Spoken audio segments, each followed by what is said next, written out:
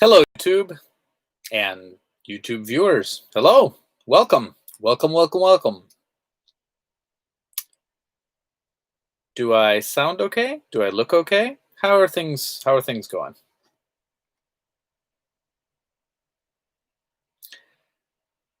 I must say you're looking great, viewers, which I cannot see.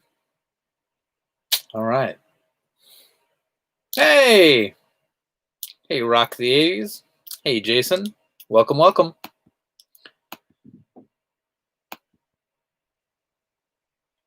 Lord Maxim says, "Wow, wow, indeed." Is the wow in relation to my hair? It is very frizzy. It's the humidity.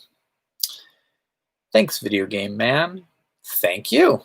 Yeah, I just thought I'd start a little early. No one comes on time anyway. Waka waka. Hello. Welcome, Benjamin Franklin. You're just in time for some golf. Yeah. We will not only be playing golf this evening. In fact, I got some really good stuff for us to try out this evening.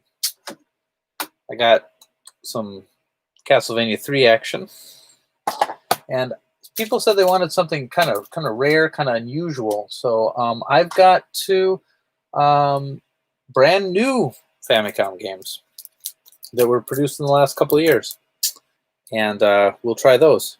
They are the this is Kidda Kidda Star Knight DX and 8-Bit Music Power Final. So we'll try those. They're pretty cool. They're pretty cool from a technical perspective. One of them is not really a game so much as a music player, but yeah, they're pretty expensive. They're pretty expensive. I actually have two of the 8-Bit Music Power, though, somehow. I don't... That's back. Yeah. I got two of these.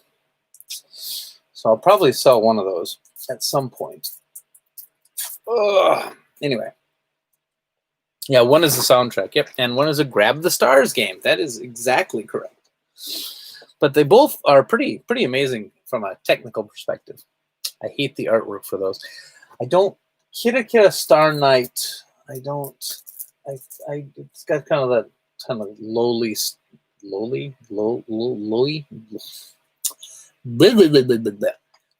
Girl is too young style. Oh, Lord, I forgot how to talk. Say guitar. Okay.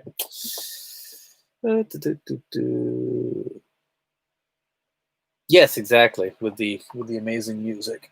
All right. So I'm just gonna wait a couple minutes because I wasn't actually supposed to start the stream until now. So I don't know. Did you guys get notifications? Did it come up right when I started, or will it come up at the time I originally timed it for? Did you guys get a? Those of you who have the bell enabled, did you guys get a notification?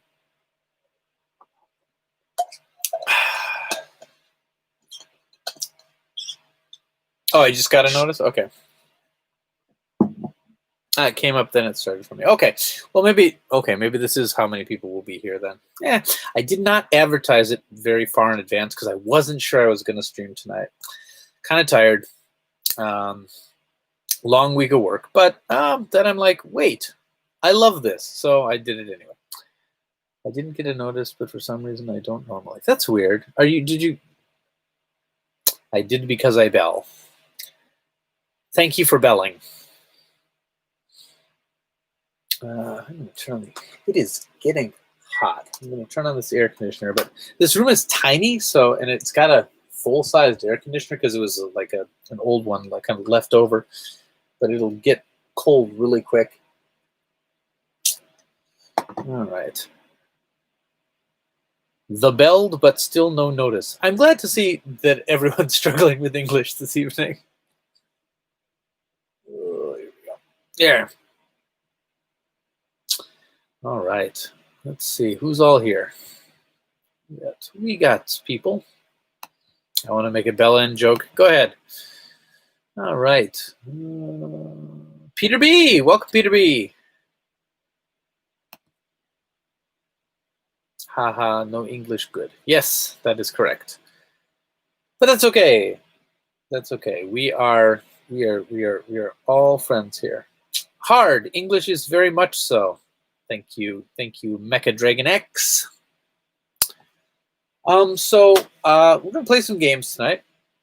The weirdest Japanese PS2 game I've seen is Everybody's Golf 3. Really? Is that a weird game?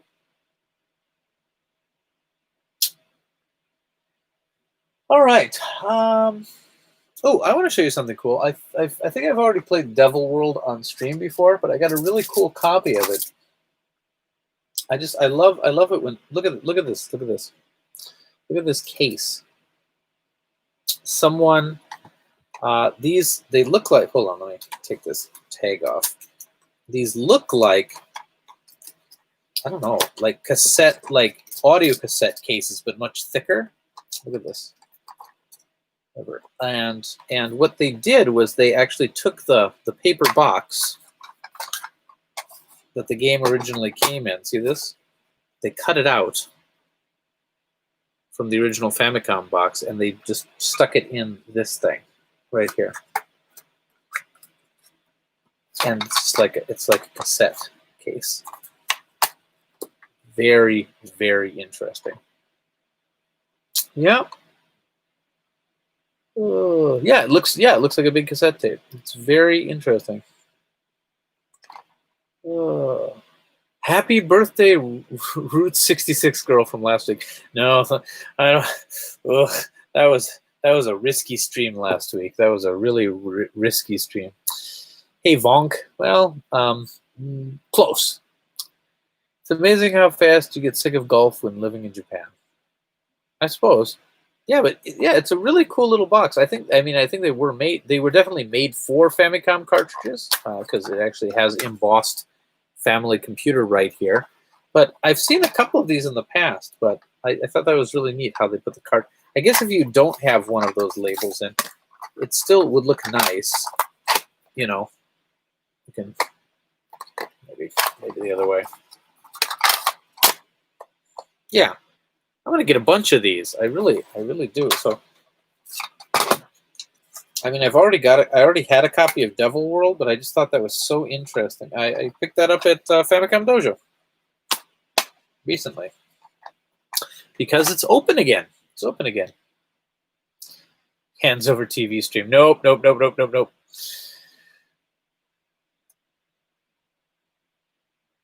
Yeah, the Hot Shots golf games. Yeah, I know. I've got Minano Golf 3 right here. But I don't know. I played it. I didn't think it was that weird of a game. I don't know. There's some interesting characters, but I don't know. I guess my threshold for weird is really high. Like I mean, what's a weird PS2 game? Gitaru Man is pretty weird. Like anything made by D3 is pretty weird.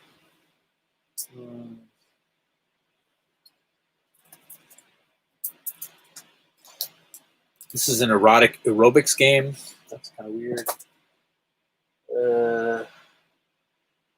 Yeah, so I don't know. Golf games don't seem so weird to me. All right. What a terrible night to have a curse. Indeed. But yeah, Famicom Dojo is reopened, but I'm still a little nervous to go there. I mean, I'm wearing a mask. I'm keeping my distance. I'm using the hand sanitizer before touching anything.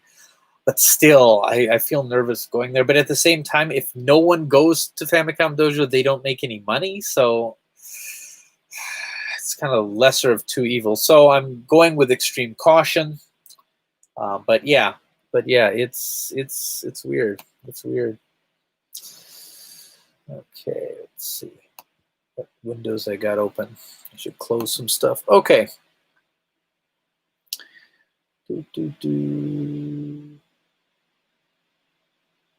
I remember those audio cassettes from the old days. They were the prime media format for ZX Spectrum games. Yes. Have you seen Color Out of Space? I saw it last night. No, I haven't. There's streaming platforms that don't mind not having hands over the stream. Yes. Played Minano Golf 3 at a TGS adjacent Sony event. That's pretty cool. Ken Kutaragi was there. Wow. Wow, that must have been interesting. Man, the days. I found a translucent blue N64 today for 110 yen. Junk, right? But regardless, that's pretty good. My N64 is translucent pink, which I think is pretty cool.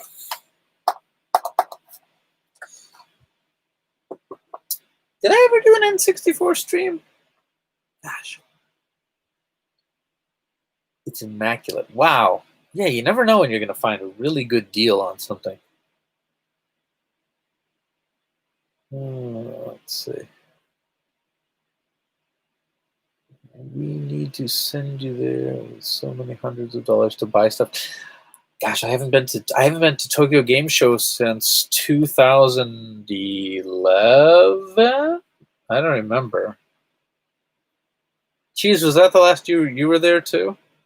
I know we ran into each other there, but I prefer the earlier ones where we hung out a lot more. I still have my Jungle Green N64 from childhood. Cool.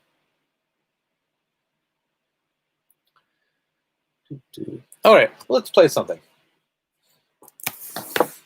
Golf? No.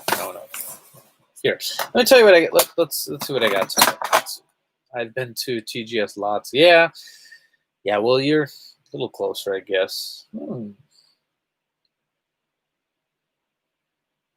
You were there in 2007 because we hung out together then, I think. And you touched that fella's soft hair. Yes, I did. The technical director of No More. And you played, gosh, what did you? You very excitedly played a family trainer game and said a bunch of bad words on camera. That was pretty cool. Hey, Michael Dodds, welcome. Haven't seen you for a while. Was that 2007 that we were there? Oh my goodness. That's back in the EGRA days, right? I've been told that the BBC back in the 80s would do broadcasts for the BBC Micro. Yes, it was. Anyway, let's see what we got here tonight. I got, I haven't ever really played this one to the extent, but this is kind of a prequel to Bubble Bobble. It's Chuck and Pop. I think I have it for the MSX as well, but I've never really given it much time. I've got Buggy Popper. Wow, pop is the keyword today, I guess. And this is the Japanese version of Bump and Jump. I've got, I think I've played this on stream before, but I've got it anyway. Dracula-kun, because got some Castlevania stuff going on. Let's see. Got what is this? Mikuri. Oh, it's one of the Kunio games.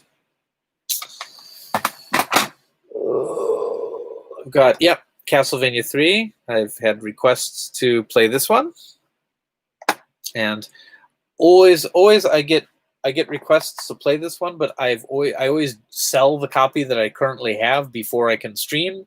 But I currently have a copy here. It is on the store, but so long as no one buys it in the next 10 minutes and tells me not to stream it, I think I can. What is this? I don't even know what this is. It's a yellow card. Let's try that. I've got Popeye's English training. Popeye no Eigo Asobi. So let's play English with Popeye, basically. I've got a Transformers game. Yeah, based off Transformers the movie. I've got Tag Team Pro Wrestling because I like Tag Team Pro Wrestling.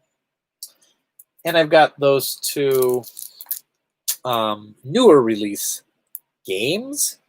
This one is not a game. This is an album on a cartridge.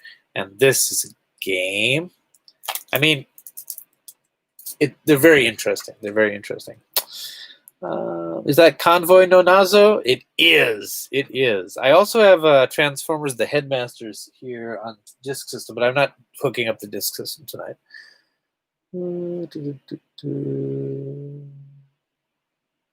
I think I only buy consoles for I only buy games for consoles I can play. How much is a Famicom? Well, that's interesting because a Famicom they're kind of expensive these days, and actually they're kind of hard to use on US TVs. But like a Famicom clone, like say this guy here, what did I pay for this? I paid like $7 for it.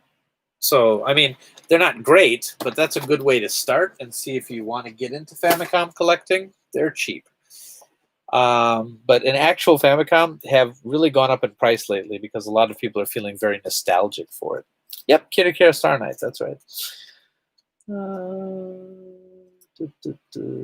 Didn't you say Headmasters is a better Transformer game for the Famicom? Well, there's not a lot of competition there. Infamous Transformers Mystery of Convoy. It's a very hard game, and it made a great episode of Game Center CX, though. Ricky Fighters one. Mystery of Optimus Prime, yep, I think is yeah, it is. Convoy is Optimus Prime in Japan. Can you give me the names of those new carts you just showed? Yeah. They're Kira Star Knight DX and 8-Bit Music Power Final. And I've got, as I mentioned earlier, I've got 2 copies of 8-Bit Music Power Final. So I'll probably put one up on the store later on. Okay. You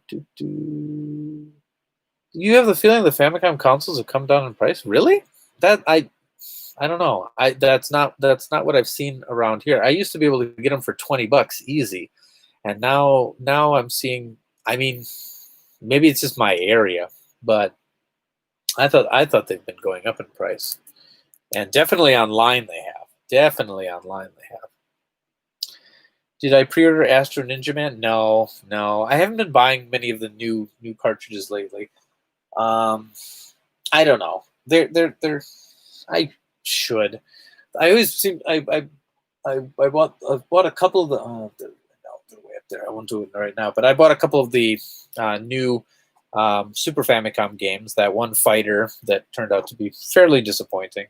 I have an alert on AV Famicom, so that's a good idea.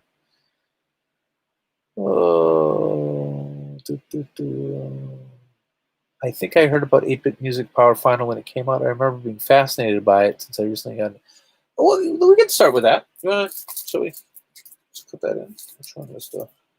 They're both brand new, actually. Let's crack one open.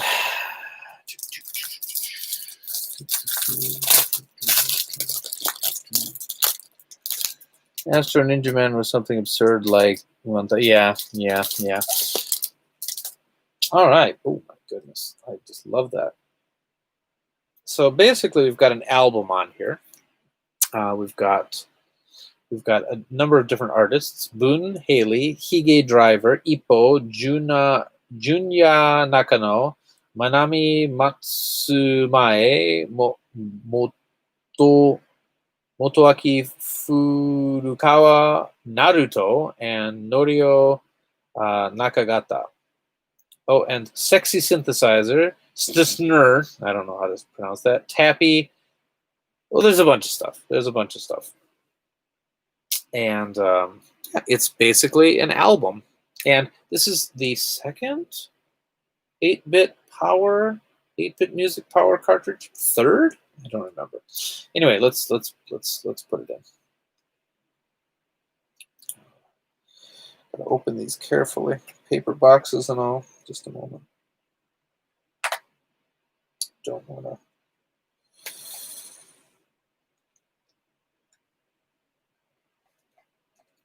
to rip anything. The Mega Man 1 composer? I think so, actually. I think that might have been one of the claims to fame of this series. They actually got some pretty good talent. All right. Trying very carefully to open it. Very carefully.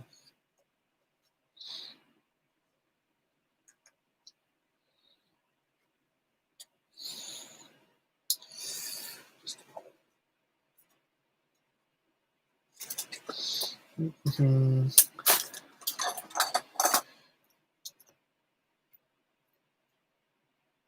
I want to make sure I don't rip this seal.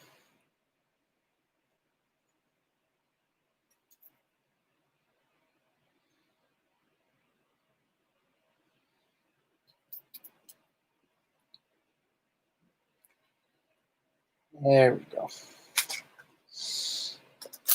That's one thing I don't like about paper boxes. Okay, so anyway, let's get that open. Ooh. Oh, look at that. Look at that nice card. And it's even got like a retro style manual in the back there. That's awesome. Look at that. Look at that. It's pristine. Well, it's new, so it should be, but I'm not used to seeing carts this unblemished. Okay.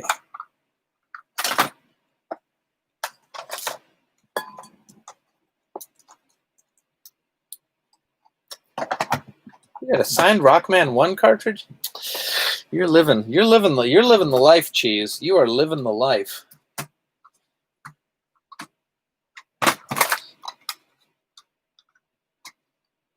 Oof. Let's clean up a little bit. Okay, here we go.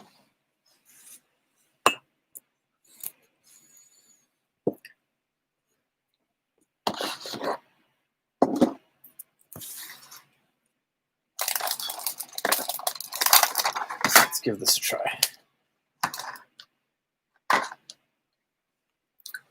8-bit music power final.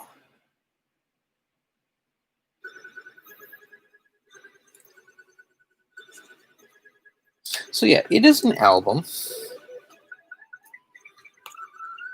Turn it up a little bit. It's got various visualizers, so it looks like, yeah.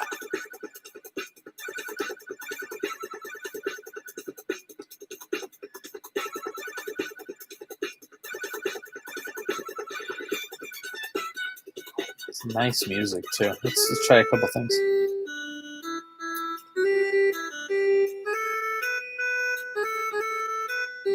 Oh, that just starts it over. And you can see the sequencing and stuff. That's pretty cool.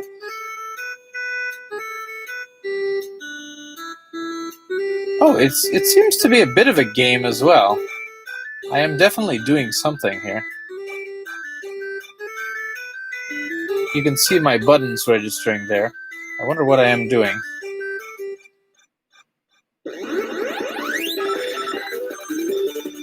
Oh my goodness, that's awesome music.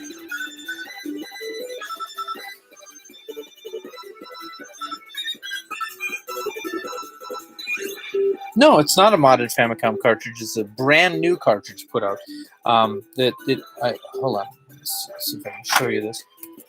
It actually has embossed the words Columbus Circle, which is the group that made this right here. They're brand new. So no cartridges were sacrificed for these. They are brand new. Yep. Oh my goodness, I'm really liking this. Okay.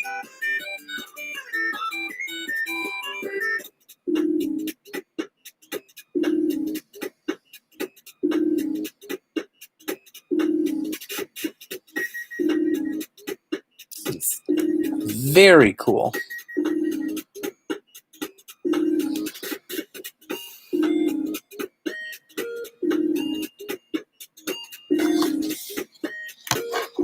Okay.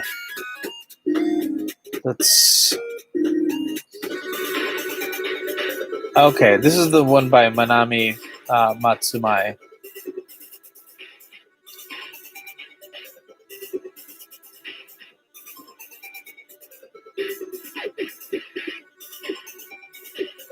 Bow, bow.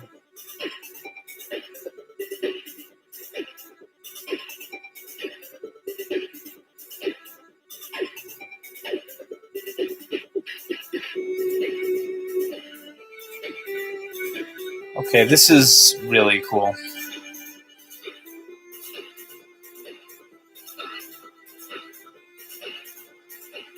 Oh, this is Yoke from YMCK. I love YMCK. Love YMCK. My daughter's really into YMCK right now too.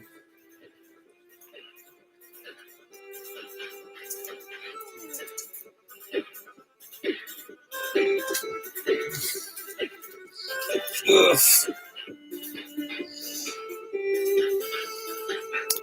That's good stuff. YMCK. This is YMCK. They are a chiptune band. I actually saw them live at Tokyo Game Show. Maybe it was 2007. They are awesome. If you don't know YMCK, they've got a YouTube channel. You can listen to almost all their music there. It's really good. I should put their CDs on.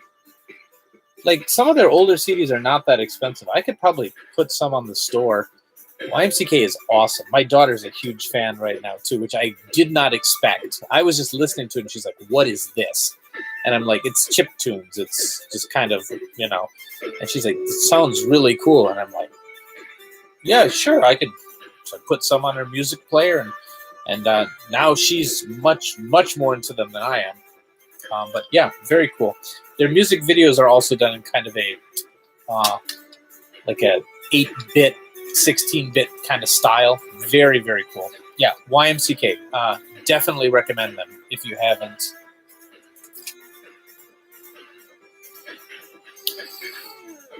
Oh my goodness. Why have I not been listening to this every day? Okay. Hi, I'm Sexy Synthesizer. Hold on, I want to hear that again. Yes. Is there going to be a Famicom Dojo video about YMCK? Maybe. I don't know. I wonder if enough people are into that.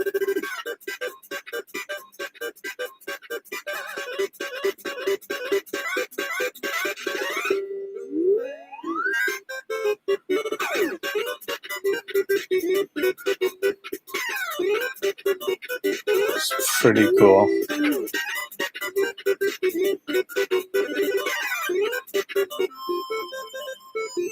Well, that sounds like something from like Nihon Falcon or something. Oh, it's so nice.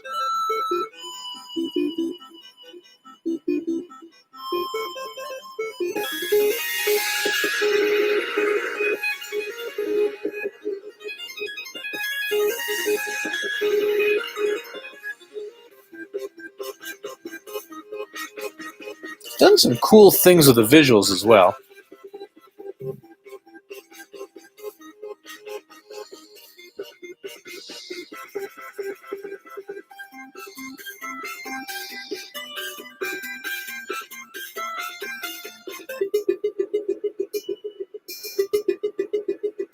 Oh, it's some very cool stuff going on here.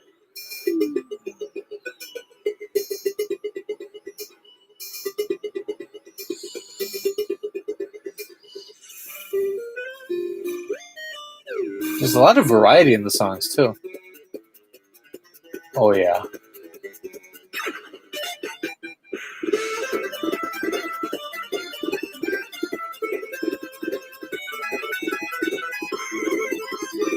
This one has really kind of the pops and things in the back remind me of like Konami during their heyday of the 8-bit stuff. Like their sports game franchises and stuff like that, they had a lot of that.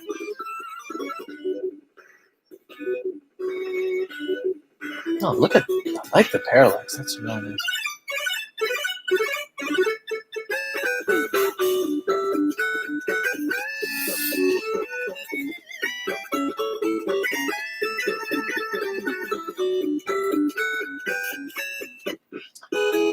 So I'm just kind of going through this real quick, but oh, nice.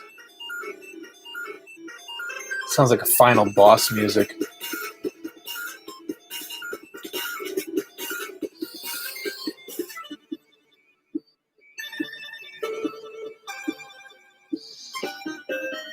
Shift Girl.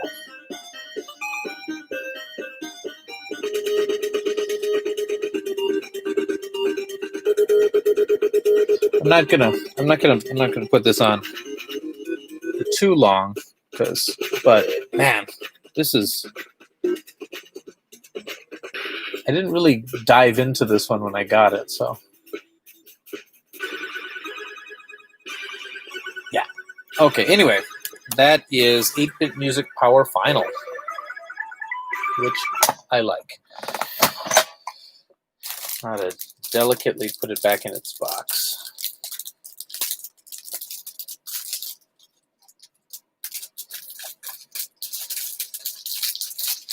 Okay, well, while we're waiting for that, everybody tell me your favorite track from an 8-bit video game. Tell me your favorite music, or maybe not track, but how about your favorite video game soundtrack from the 8-bit days?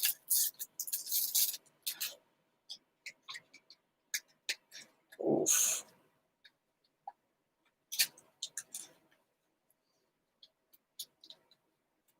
Yes, I will put this copy on the store later on. Put that in my sell pile.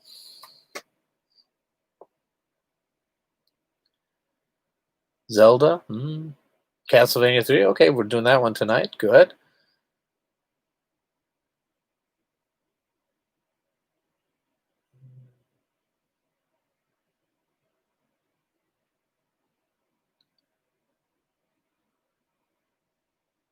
DuckTales The Moon. Mega Man 3 title screen. You know, it's an odd choice, but Mega Man 3 just had really good music all together, but Mega Man 3 Snake Man stage is one that I don't know why, but that one really appealed to me at the time. DuckTales is a good choice. Chippendales Rescue Rangers had a pretty good soundtrack too, I remember. A lot of those Capcom Disney games were actually really, really good. Metroid title screen. Ooh. Dun, dun, dun. Yeah, it's just so mysterious, that the Metroid opening screen. That's great. Castlevania Trilogy soundtrack, of course. Mega Man 6. I never really listened. I never really got too much into Mega Man 6. Battletoads. Huh. Yeah. I mean, Battletoads definitely had good music. As I mentioned before, a lot of Konami games around that era had really, really good music too. Anyway, let's play something. Okay, here. Hey, you want to see something weird? Look at this. You see this? It is definitely a cartridge for Popeye Ego de Asobo, but I don't know what happened exactly. But look at this. Watch this. Okay. Okay. Wait. I should first show you what an actual. Here. Here's another copy, and if I put that in. Oh.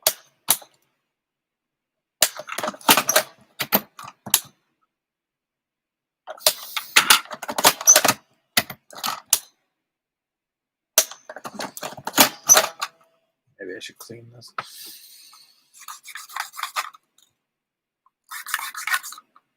Okay. So this is the standard Popeye English game. Yeah. Yeah. But anyway, yeah. So here. So that's the standard game. But look at this one. Same label, same game. Should be exactly the same game. But watch this. This is why I always test cartridges. Look at this. It's freaking pinball. Like, what happened here? Misprinted the factory? Someone modded a not expensive game, but a much rarer game to put in a much more common one? Like, I have no idea. So weird. Yeah, right? Look at this. Popeye Ego, right? Right? Yeah. Put it in. It's freaking pinball. Yeah. And then now I looked at it closer, and look, it does look a little rougher on the edge right here, like as if someone opened it up to put pinball in it. But why? Why would anybody do that? I can understand if you're cracking open a cartridge to put like something rare inside, but it's pinball. Like just boggles my mind. Maybe some kid got like this Popeye English one for his parents because they wanted him to learn English, and he's like, "No, I don't want to do that." And he like snuck pinball in there so he could play that like without his parents knowing. I don't know. I have no idea. Maybe the game was broken. That yeah, I know. Yeah, it's too easily done, therefore not worth anything. Yeah, even if it was a factory error. Like all I was like, okay, that's an unusual thing, but like you these whatever. Anyway, that was weird.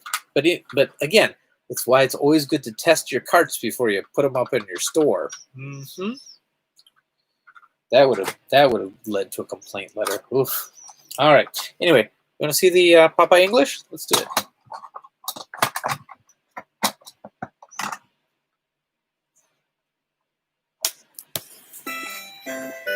That's all I can stand. I can't stand no more. All right. So this is a game about learning English. So, okay. So we choose a topic, first of all: animal, country, food, sports, science, or others. Let's start with animals. And it's definitely just borrowing the assets from the original Popeye game. So she's going to put out hearts right here, and they're going to indicate how many letters this word is going to be. So 1, 2, 3, 4, 5. Okay, and then it's written in Japanese. Well, in katakana, kujira. That's whale. So what I'm going to do is I'm going to take my W. Now, I could do these in a different order. For example, if I went right to the A right here, it'll put it in its proper place. It's almost like a hangman game. So I can really do it in any order. But yeah, that's how to... I am what I am, and that's all that I am. All right. Okay, let's see. 1, 2, 3, 4, 5, 6. And it is, let's see.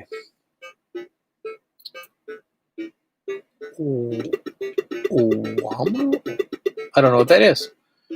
So maybe it's time to guess. Let's try some vowels. Okay, A is in there. How about E? Nope.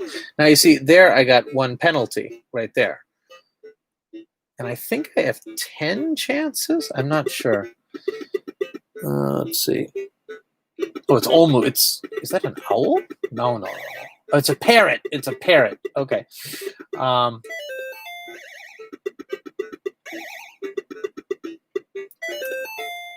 not used to seeing. Sometimes when you see something in katakana, it's not exactly what you even expect. Yeah. Parrot.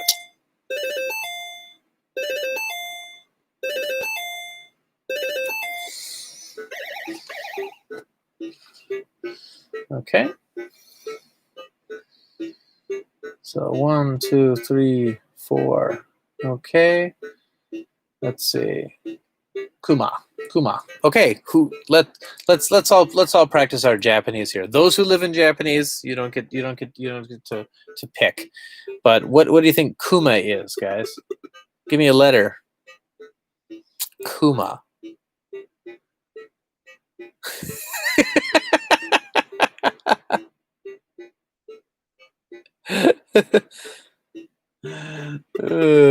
Nice.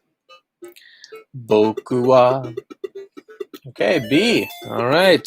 T. Okay, T. Oh, there's no T. That was a good guess. This is barely a challenge. All right, guys. I think you're giving a bit too much of a hint. Yes. Yeah, it's bear. But anyway, it's not. So obviously this one didn't come out in the now the other educational title, Donkey Kong Junior Math, did come out in both Japan and the United States because it's a math game. But there was no reason for releasing this one in the States, and I don't think enough people were interested in learning Japanese at the time that it would have been worth their time to go the other way. Yeah.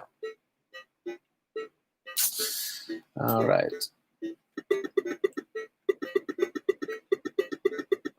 Kabutamushi. Oh, Is it a beetle? Is that a beetle? Yeah.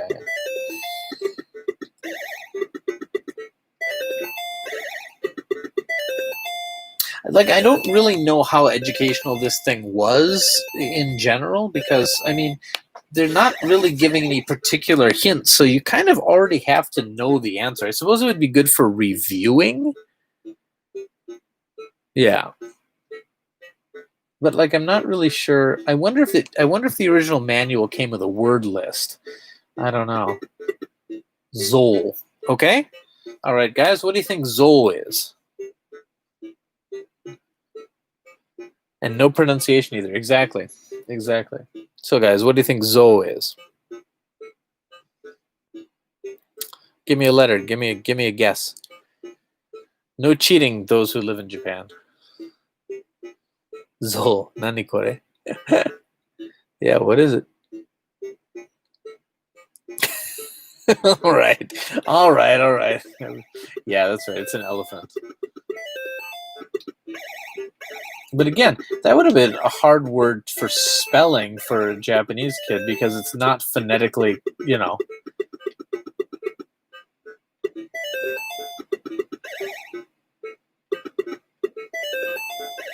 But yeah, you could play it almost like, if you didn't know the answer, you could play it almost like a hangman game, I suppose. Yeah, nothing really is much happening. Like, the stuff from Popeye, he's just walking back and forth. He's not really doing anything. Like the homeroom teachers I work with. What do you get if you cross an elephant with a rhino? Elephino. We didn't get the Donkey Kong Jr. Math combo cartridge. The letter had different modes. Wasn't that something that was distributed with the Sharp Twin Famicom at some point? I don't remember. I had a cartridge called Donkey Kong Classics, and that had Donkey Kong and Donkey Kong Jr. Anyway, I thought that was pretty interesting. I actually like this game. I think it's very interesting in how they really were trying to sell it as the family computer. They wanted to have educational stuff. So this and Donkey Kong Jr. Math, and frankly, I think this is the better game, just of the two. But yeah, very interesting. And they did a bunch, and not Nintendo themselves, but there were a bunch of other educational cartridges made. Oh, I don't know if I want to pull them out right now, but like they were like leveled for math and things, for like, this is like a second grade math cartridge, a third grade math cartridge, and my daughter actually likes to play those. One of them has a really fun dentist style game. It's pretty fun. All right, hold on. Put these aside. All right, what do you want to play now? I'll stream for maybe another hour. I don't know. What do you guys want to see?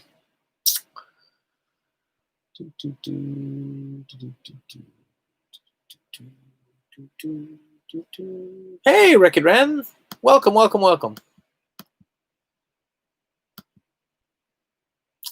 have we streamed so far? A non-game, which was an album, and then pinball, I suppose. YY World 2. Huh. I've got YY World 2 somewhere.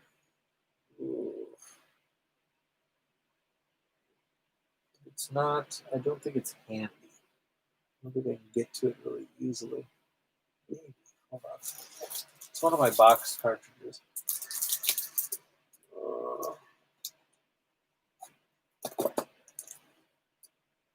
No, I have to pull too much out. I need more space, is what I need.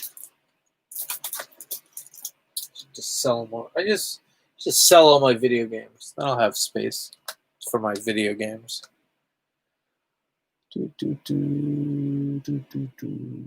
Sorry I'm late. I had to tend to baby. Yeah, that's fine. What is a man? A miserable pile of cartridges. I know what bear meant in Japanese. My Japanese is kind of rusty. I need to get lessons. Yep.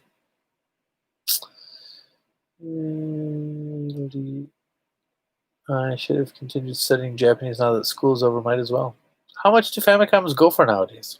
Again, I don't know. It seems cheese can get them a lot cheaper there, but like I usually see loose Famicoms that are tested and working for between $40 and $80, depending on the condition. But Famicom clones are cheap as chips. You know, you can get them really, really cheap, and they'll play almost everything.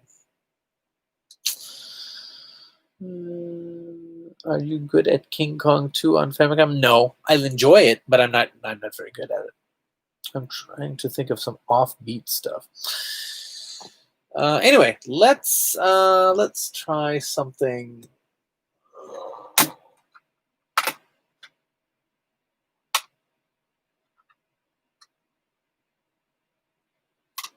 That's kind of offbeat. The Kid Dracula game, Boku Dracula-kun.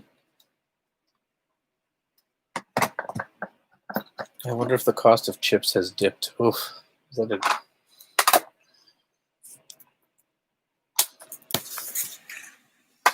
all right. Oh. This is the cartridge cleaning song. Perhaps I should wear a sarong. No, I probably shouldn't. It just wouldn't be prudent. This is the cartridge cleaning song. All right.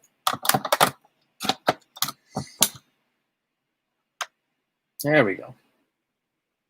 Oh, almost.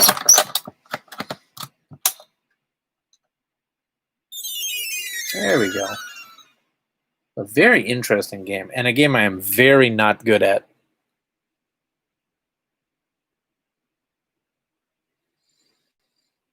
Rhyming shouldn't with prudent was aspire.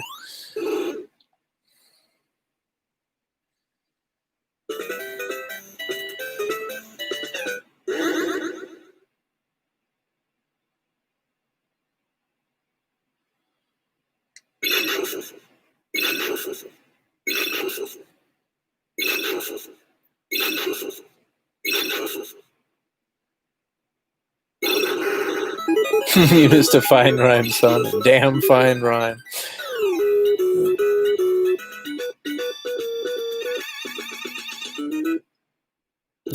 Was the Game Boy version of this pretty identical? I'm not sure. I never played the Game Boy version, but the Game Boy version did get released in the States.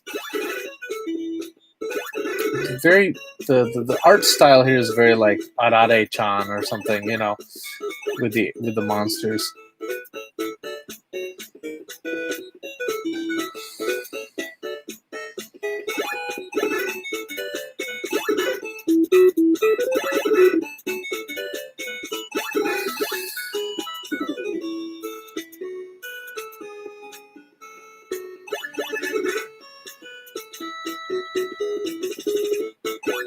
I like the music a lot. Konami did such good music around this time.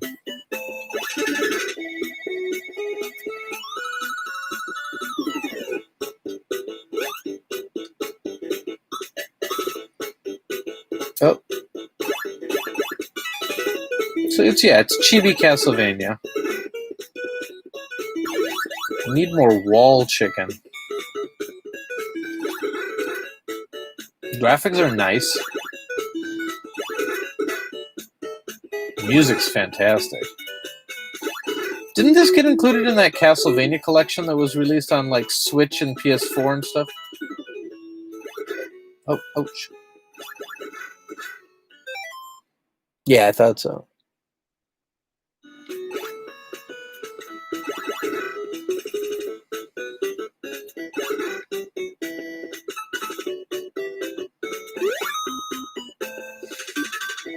Now, of course, one of the reasons probably this wasn't released in the States is because it has like Ku Klux Klan members in it.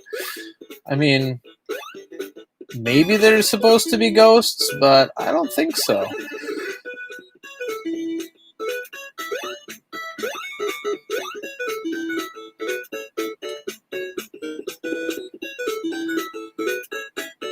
So I wonder what they did on that collection, if they cut that sprite out or didn't. I don't know. As I said, I'm very bad at this.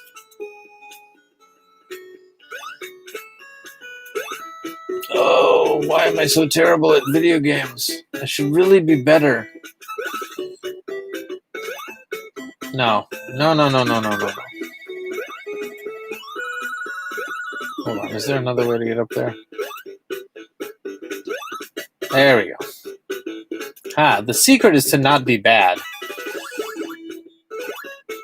Well, there are weapon upgrades and things in this. Can I shoot from... Yes. Haha. I can shoot Rockman style. Oh, no! I hate you! Stupid ghosts and goblins reject.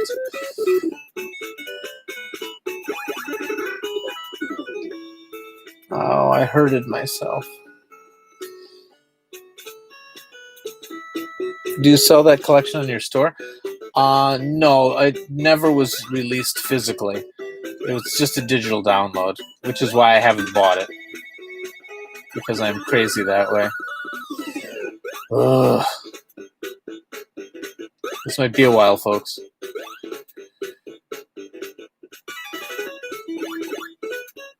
I have gotten past this point. I have not beat this game. But I have at least gotten past this point before. This is back when games required you to be good at them. There we go. Oh, hey, it's the opening to Chrono Trigger.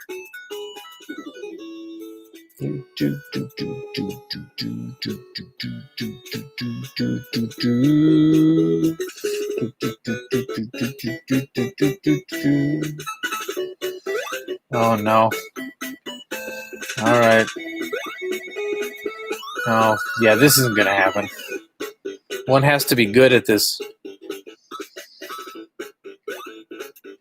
No, no, no, no. I'm too hungry for it. Gotta wait.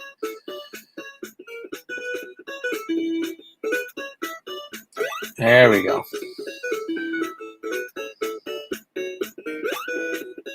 There we go.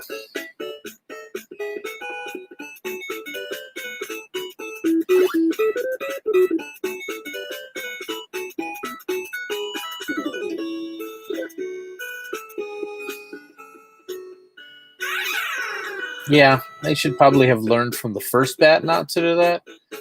But that's the thing about me.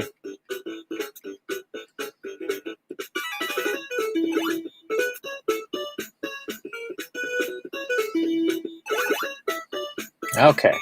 See, I can be taught. Oh no. No, no, no, no. Okay, that one looks... that one's a different color, so that's probably gonna fall. Yup. Oh no. Oh, that's me dying.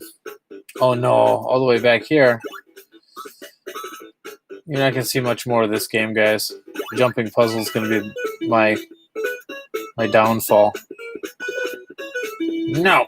Oh, those move too? No, no, no, no. No, stop. Stop making things that kill me. Alright.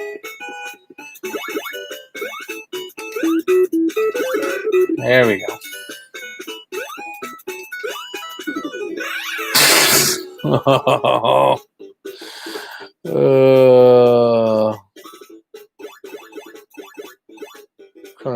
I can aim up? Oh my goodness. That's something I probably should have known. Oh, Lord. There we go. More like you can aim up. Alright.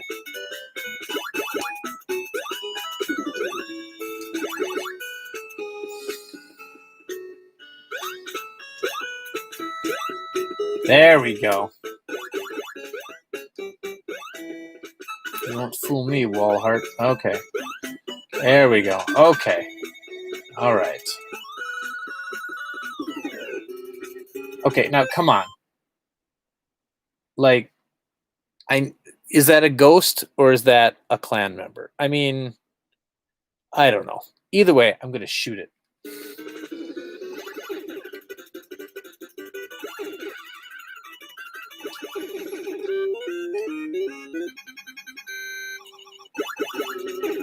Oh no. Okay. Okay. Come on. Come on. Right? That no. Come on. That's yeah. I know it's a manji, but come on. It's there's a lot of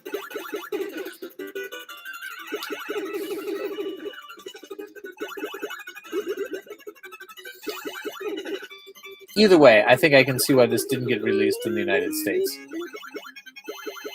Okay, you run away.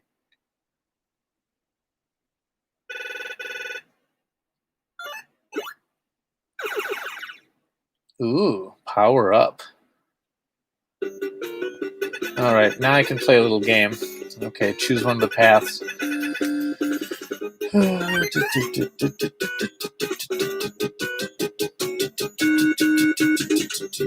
B course. Okay. That's disturbing.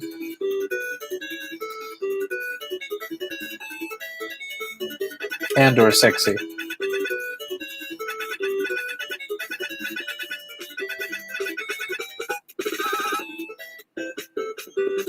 Oh.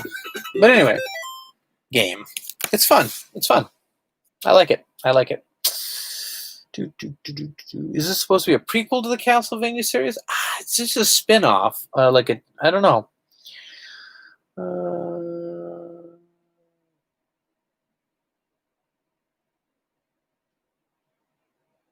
Yeah, but I do wonder if anybody has the Castlevania collection. Did they censor that enemy, or I just because even if it wasn't a swastika on his forehead, even if it was that jab, I feel like they would have taken that out anyway. So I wonder. I don't want to spend $20 buying the collection to find out, but it is something I've been curious about. All right. They edited it in the collection in the Game Boy version. Thank you. You just saved me $20. Okay, what are we playing now? Full title is Akuma Jo Dracula Special Boku Dracula-kun. Yes. And it came out, in the Game Boy one, came out in the US as Kid Dracula. All right. Do you have the Famicom Beam Gun and Wild Gunman? I don't. Well, I did for a while. But Sean wanted to get them for a video, so I sent them to him. And do I have Metal Slater Glory? I do not. No, I don't. Let's do the Castlevania 3, now that we've done the Boku Dracula-kun. Just a second. Okay, yeah, let's play this one. It's got some amazing music, although, sadly, this TV is not going to do it justice. It really isn't, but...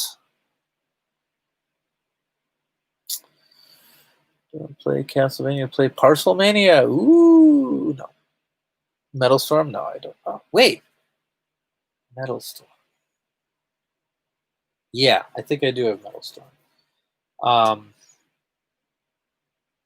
Yeah, I think so. I don't remember, but not on hand right now. Golf? Oh, yeah, we can do golf. Yeah.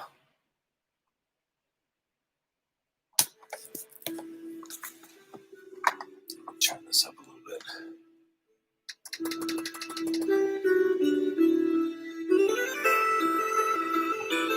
Yeah, I've got the Jesus game, but I don't want to play an RPG on this stream. I think that'd be pretty boring. Oh, that's nice.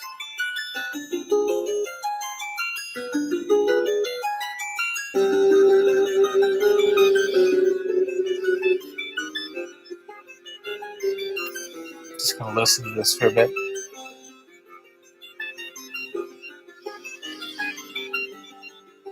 Yes, I found Jesus.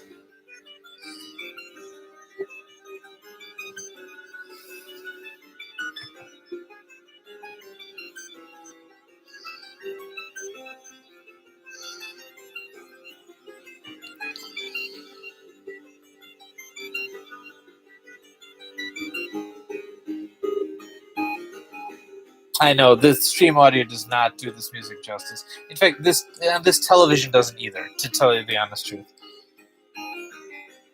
it really, really doesn't. Because the music is absolutely fantastic.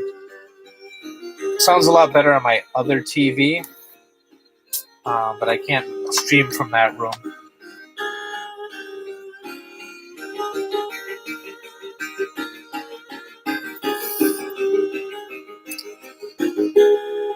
I found Jesus at Tsuraya, but it was something like 1,200 yen. I don't know. That seems like a good price for Jesus. Okay. Opening. Let's do the opening. Oh, so nice. Again, you're probably not hearing this as good as I am from here, and I'm not hearing it as good as I would if I had it set up to something nicer.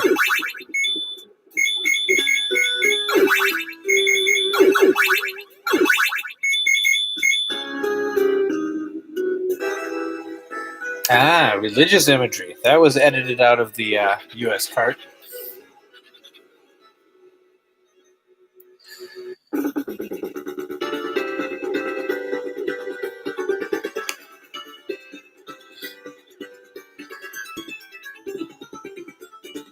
Type help me? Oh, sorry.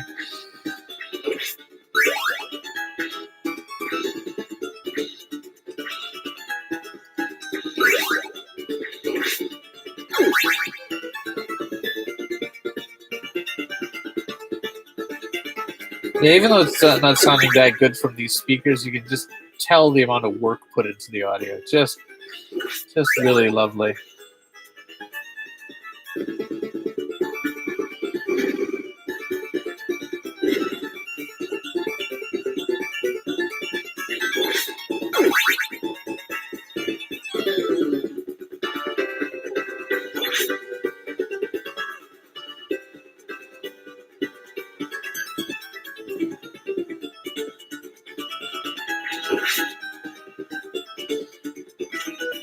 Whoops. I just fell through a staircase. I'm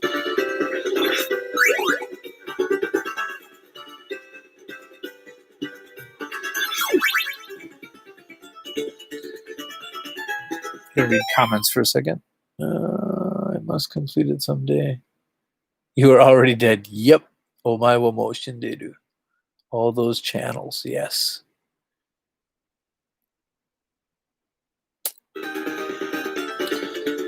Just like I realize that definitely video game music is fantastic these days.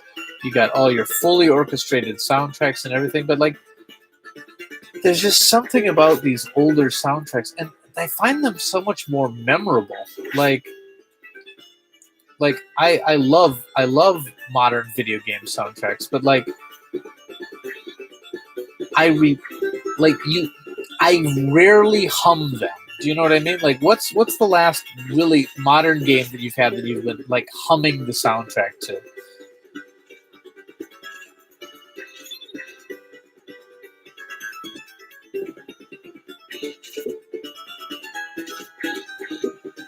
Yep. I've got a bone to pick with you.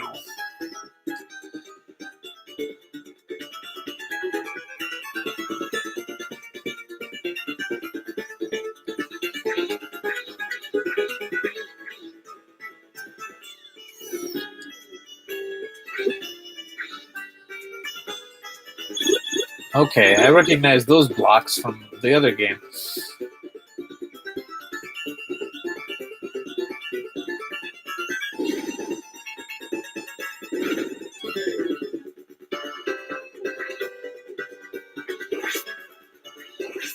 Oh man, I'm really digging this music. Really digging this music. The game itself is also fantastic, of course.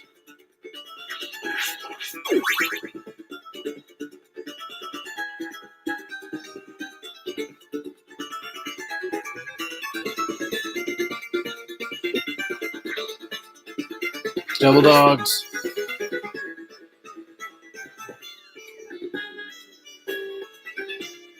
You get away from me, doggies. Oh, and I'm I am dead. But again, just a great. I wish it wasn't so. I wish the Excite Bike theme song. Dun dun dun dun dun dun dun dun dun dun dun dun. Yeah, that has all of these loose Famicom games, generally really cheap. Oh, that's nice. I'm in a small town.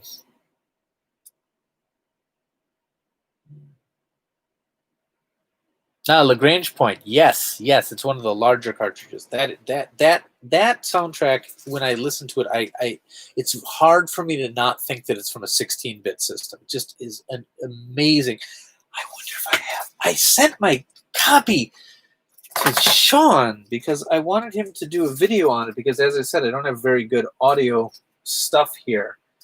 But I wish I had it now. Because I love like things that like go past the standard limitations of it. Yeah.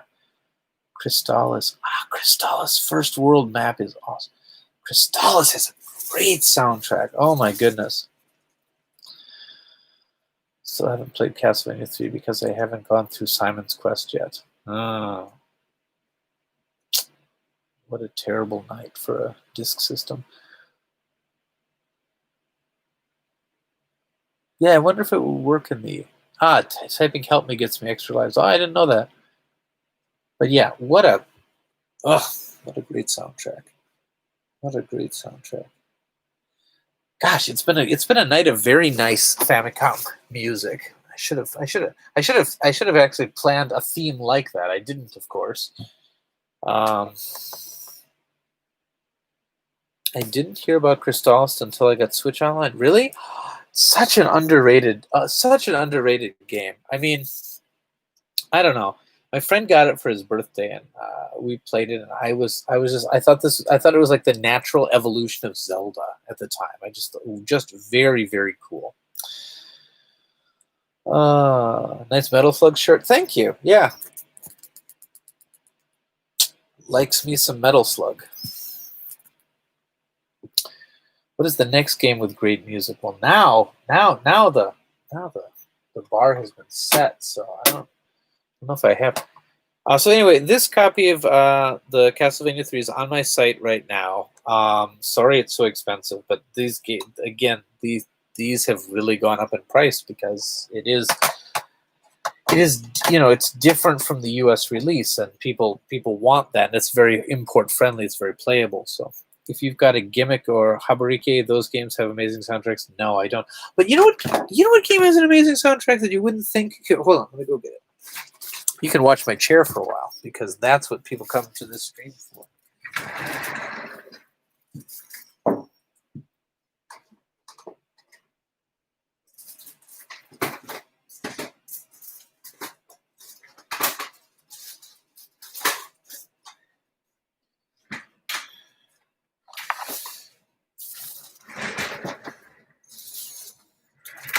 I mean, in general, Sunsoft games have good soundtracks, but look at this. Shanghai 2, Sunsoft. And it's actually here, let me put it in.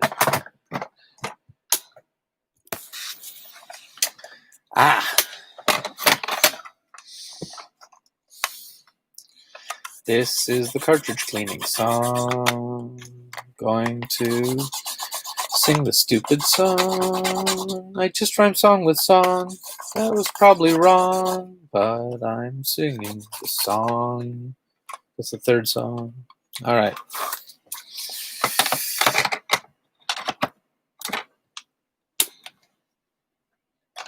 There we go.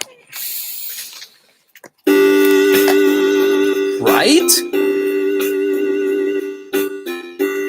I'm going to turn this down a bit.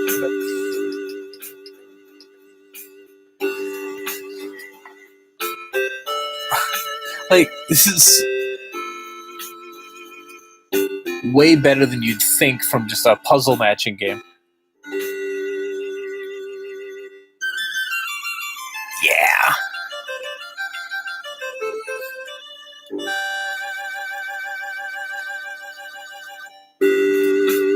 Right?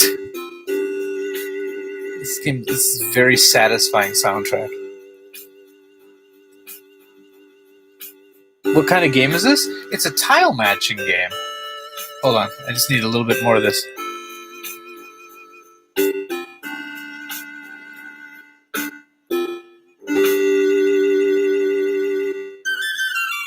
Yeah, that's where it drops right there. Okay, sorry. It's a good game too. I mean, I always love me some Shanghai, like Mahjong Solitaire. I've always been a fan, but the regular stage music is not bad either.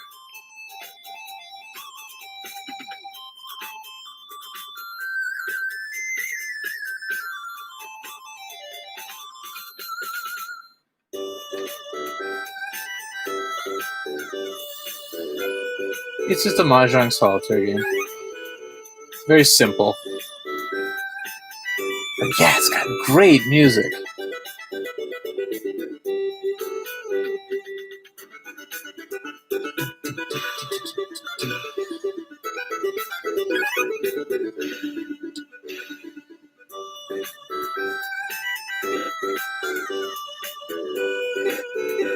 Alright, I can't match those.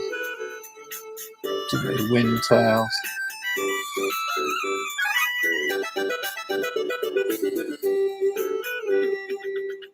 Yeah, it's just a tile matching game, but right? Isn't that music?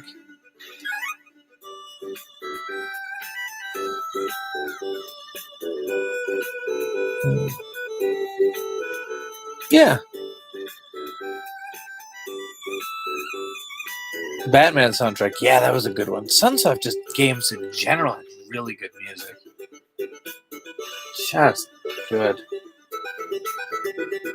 Hold on. I want to hear that opening again.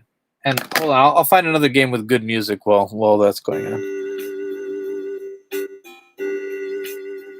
The first Shanghai in the Famicom is like really common and really cheap, so a lot of people have wound up with copies of it.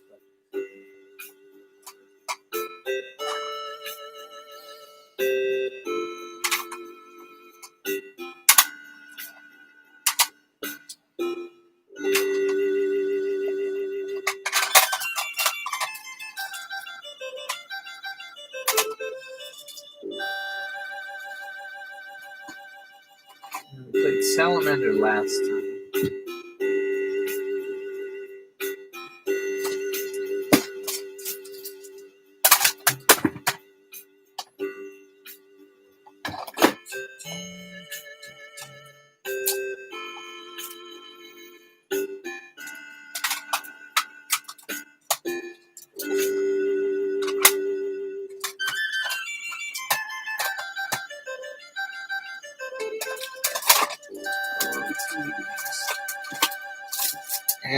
Maybe next time. Sorry, I was looking for Blaster Master because that game has a good soundtrack as well. Okay, but that's alright. Do I have Gradius 2? Yeah, I got Gradius 2.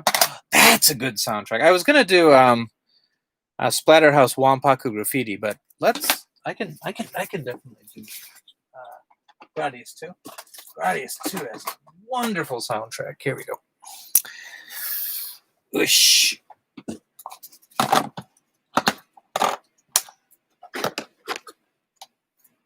Nice looking game too.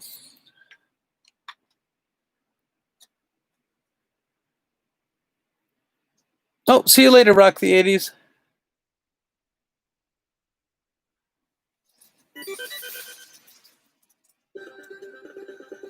Turn that up a little bit.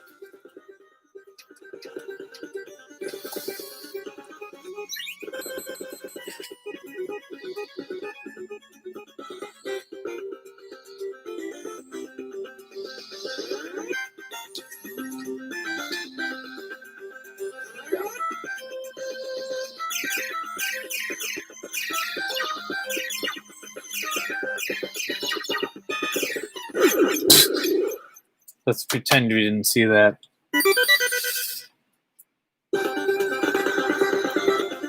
Yeah, this music slaps.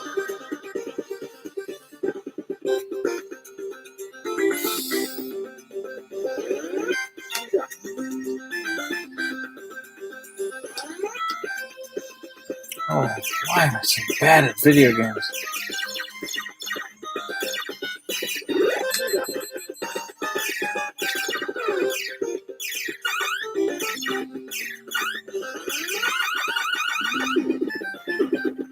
Oh.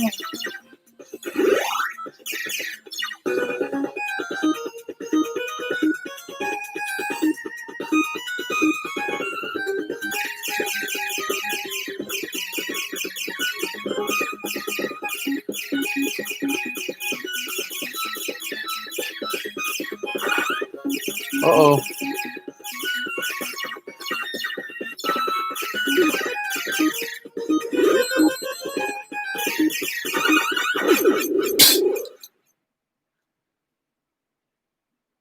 Yep. Yeah, so many of these games, they didn't come out because of additional chips or whatever. Another, but yeah, as soundtracks go, these are some of my favorites. Sunset soundtracks, Konami soundtracks from around this time. But yeah, let's do Splatterhouse Wampaku Graffiti, because I mean, I don't.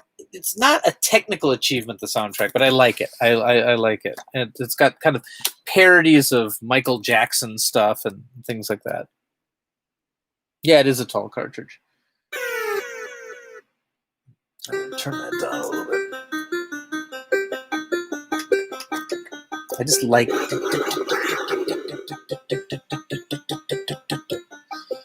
Sorry, it's maybe a little unclear, the screen right now.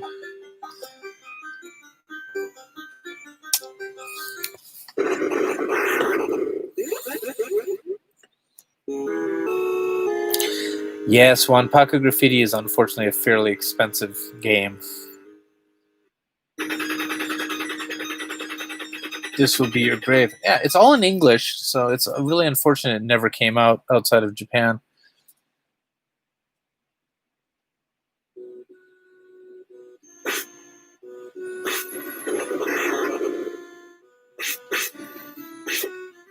I like how you kill the zombies and they just like explode into a pile of.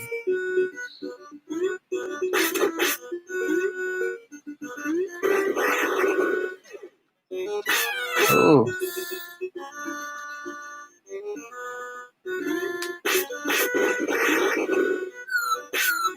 Oh no, crosses.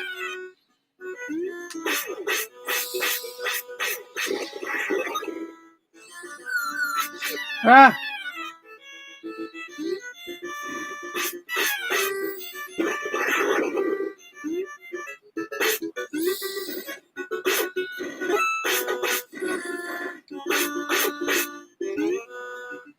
Okay, here's the Michael Jackson ripoff I was telling you about.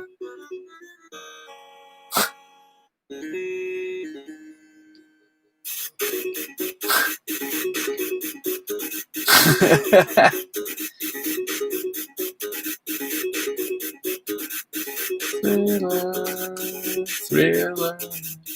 Yeah.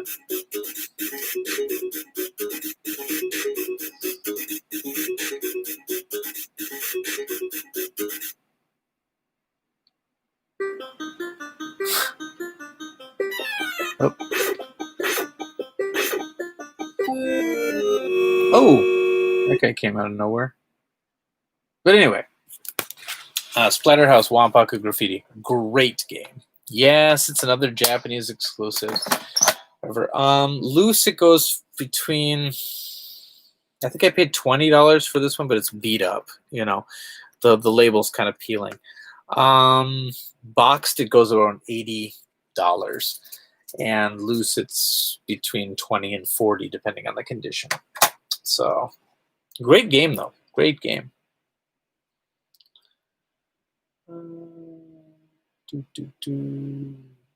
But yeah, very, very, very fun little game. Yeah, it's expensive. It didn't used to be so expensive, but the thing is, once YouTube became a thing and people found all these like gems that like not many people knew about, and they get exposed, You know, I kind of worry about that too. Like, I think I've single-handedly raised the price of Alabama. You know that game? Because I'm buying up all the copies because they're really cheap. Oh. At this point in history, Japan killed the U.S. on video games. I would contend that they still do, but that's probably just because the types of games that I like are not so aligned with the Western games in general.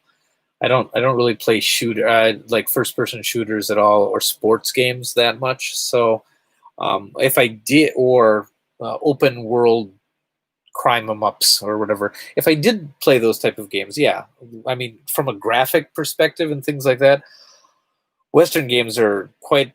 They've kind of left Japan in the dust for a lot of the technical things, other than maybe big companies like Square Enix and stuff. But just the type of games that are made, I prefer. I prefer the stuff that's coming out of Japan, at least at this point. No, PC Engine Splatterhouse was good. PC Engine Splatterhouse was good. I've got that one behind me. I'm not going to do PC Engine today, but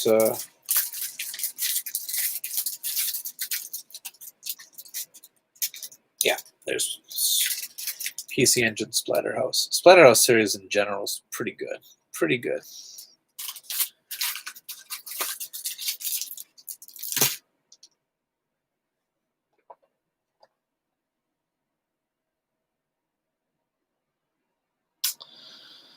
I don't really enjoy Western games either, but I need to try them. I'm naturally biased Japanese games. Yeah, I mean, Arcade Splatterhouse already got a Switch release. Oh, did it? I didn't really pay attention to it. Is it the censored or uncensored version? PC Engine is just too expensive these days. Um, just in general, the hardware is expensive, the games are expensive, almost everything. Like, I should have bought way more PC Engine games 10 years ago, 15 years ago when I first got here. They were so cheap. But like the quality of the PC Engine was discovered by people. Again, I blame the internet or people who had nostalgia for those type of things growing up and having money. I don't know, but PC Engine Mini is a good deal. PC Engine Mini is a good deal. It's got good games on it too.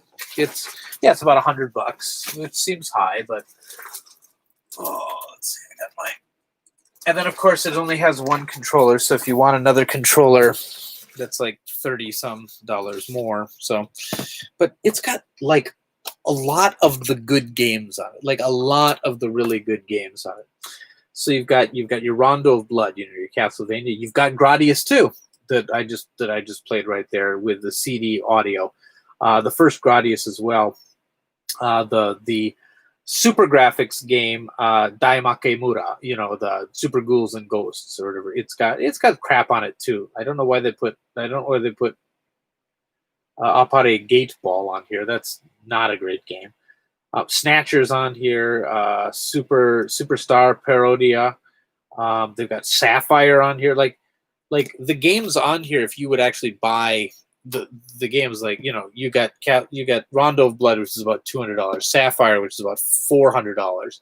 Snatcher's not that expensive. Superstar Parody are at least $50. Bomberman 94, that's a $30 game. There's a lot of really good stuff on here. Lords of Thunder's not cheap. Kadash is not cheap. This is, I mean, if you were to, I mean, I guess no one, collectors don't find this that interesting though, because they want to have the originals, which I get.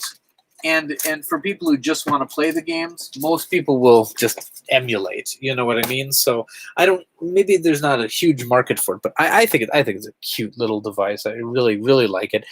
And of all the mini consoles, I'd say that the library is saying the best is hard, because I think the Super Famicom Mini had a fantastic library as well, but The PC Engine Mini really, like, if there's not many games on that aren't on that system that when you think of PC Engine you'd think of, but on the Super Famicom there's you notice what's lacking. I mean, it's got lots really good games on there. There's Earthbound on there. There's all kinds of really good stuff, but it's also missing a lot of good stuff. But with the PC Engine Mini, like, other than some of the licensed games that were quite good, it's got all the games that I would call essential games for the system. Maybe missing a couple, but it's really, really good. Yeah, East 1 and 2 is on there too.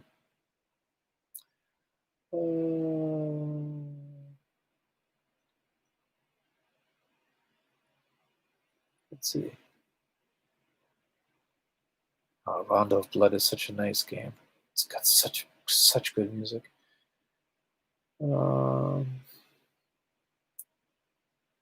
Yeah, most diverse and eclectic library from any console. Yeah, I'd say. It doesn't have Keith Courage or Bonk 3. It doesn't? I think it does.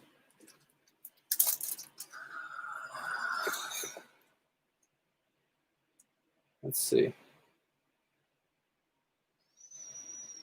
Victory Run, Doors of Thunder, Soldier Blade, Arizona. Ah, you're right. Bonk's Revenge, but not Bonk 3. Huh. It's got Bonk 1 and 2, but not 3. Didn't know that. What was the other one you listed? Keith Courage. Well, I mean, you're not really missing anything there, but it's strange that they didn't have the packet. Well, that's a licensed title, I suppose. Yeah, I can see how they might leave that off because it was a. Yeah, it's got Cho Aniki. That's all you really need. All right. Okay. So I guess it is missing a couple, but I never really considered Keith Courage and Alpha Zones to be an essential game on the system. All right. JJ and Jeff is on there. Yes. No, it wasn't based on a talk show. It was based on a variety program starring the late, great... oh my gosh, why can't I think of his name now? He just died of coronavirus. Ken... What? Oh my goodness. The Ain guy. Oh, what's his name? That's it. Shimura Ken. Yeah, Shimura Ken. Yeah, he passed away of coronavirus a few months ago.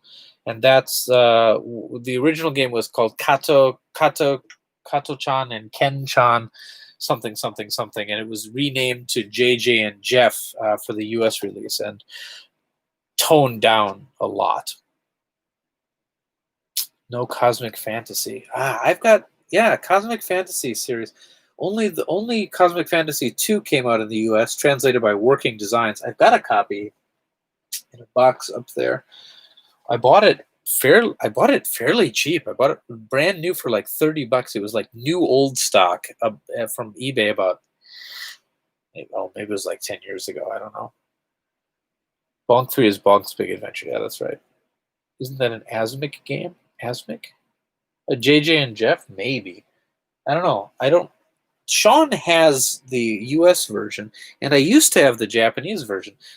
And that one went up in price ridiculous. It's not the one that I thought I needed to buy. It usually went for about $20.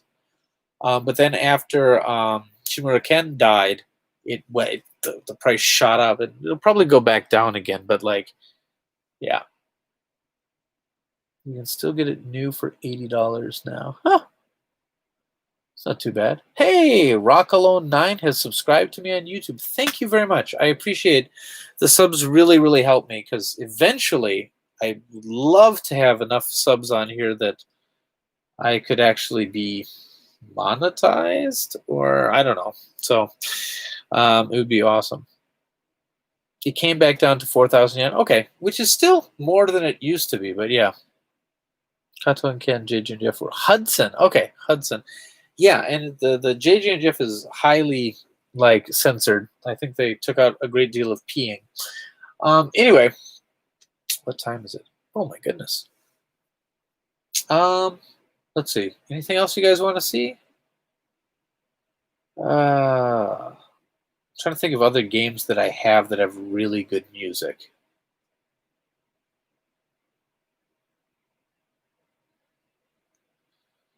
He needs 10x subs for people without YouTube Plus to see ads.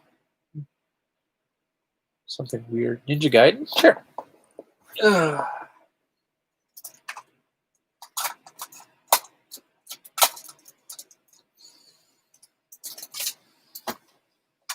You want to see me suck at another game?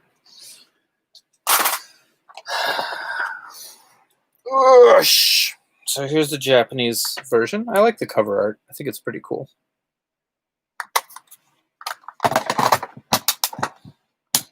But yeah, that does have good music.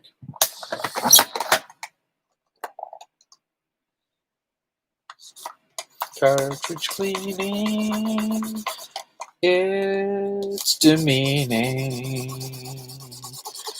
But if I do, it will be shining. Shut up. Okay. There we go. Tecmo presents 1988. The year 1988 was brought to you by Tecmo.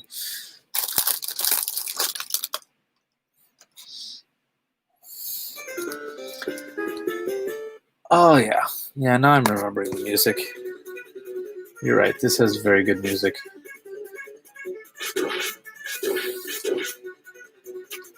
But I am very bad at this game. You know, I read the novelization when I was a kid and thought it was one of the best books I'd ever read. Not kidding. I think it was part of the Worlds of Power series. Thought it was so good. I'm guessing it was not, but at the time I really thought it was a triumph of literature.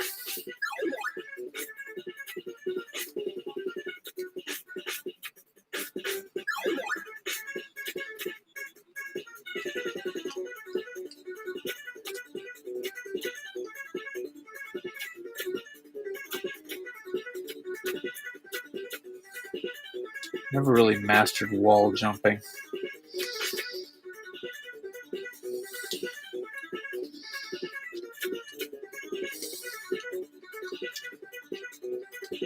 Okay, why am I...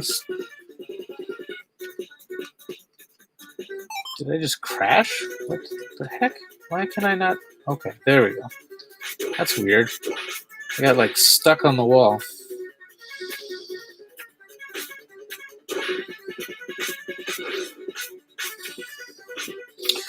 Oh, I'm so bad at video games.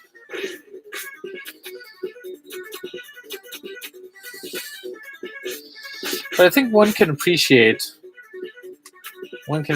good art without necessarily being proficient at it.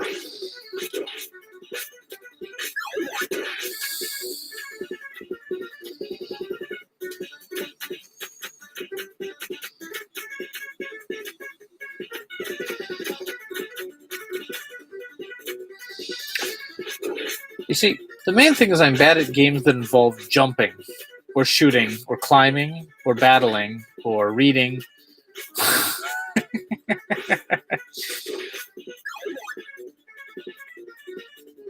Yeah, I'm just bad at all video games. I'm pretty good at Mike Tyson's Punch-Out. At least I used to be.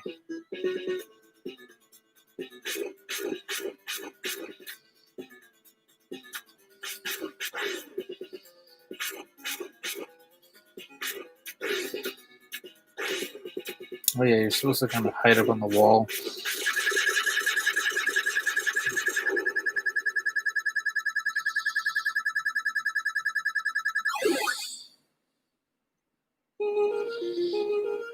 So basically everything. Yep, that's right.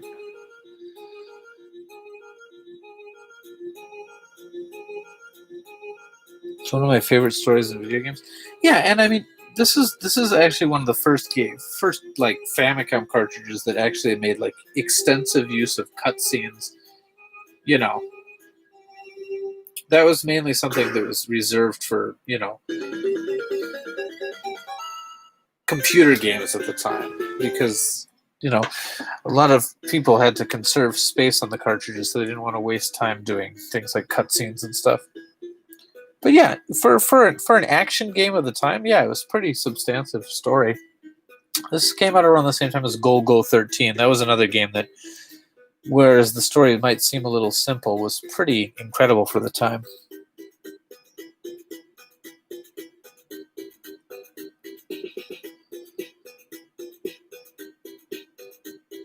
Oh yeah, definitely. But yeah, this is another game with a very nice soundtrack.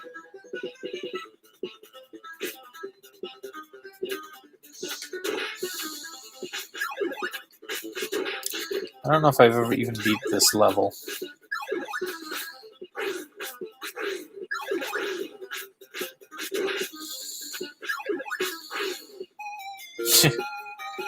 Anyway. But yeah. Oh, we've listened to some nice soundtracks today. I'm very pleased with how this stream is going music wise.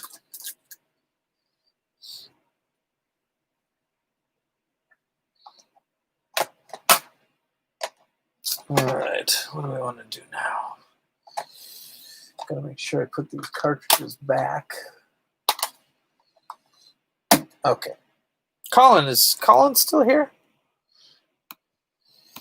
Let's see who's here. Oh no. Very few people are still here. Whoops.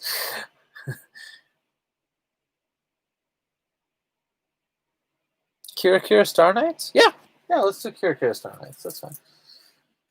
That's the one that's the homebrew that's not just, but I mean it's almost an album as well though, because it's got a whole bunch of different tracks by different artists on here as well, including another one by Manami Matsumae. And it's a game, but it also definitely has album type tracks on it. So here we go. And again, it's got the cute little manual.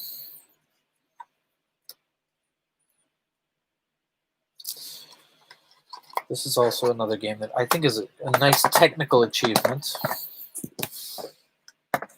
Yeah, I know the artwork's, yeah, it's very moe crap. But the game,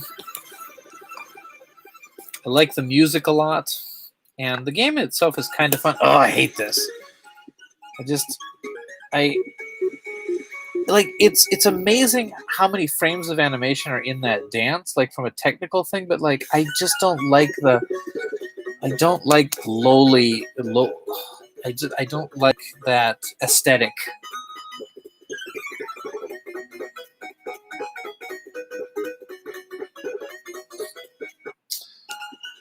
But like I love what they've done with the animation here. Like it really does. It's amazing for a Famicom cartridge. But I wish the character was a little bit older or less. Okay, so anyway, there's no enemies in this game. The idea is just to collect all the stars before they go away. Oops. And they're doing different patterns, which you got to kind of memorize. If you wait too long, they'll fly away. And you have this amazing jump. The music in the game is very nice.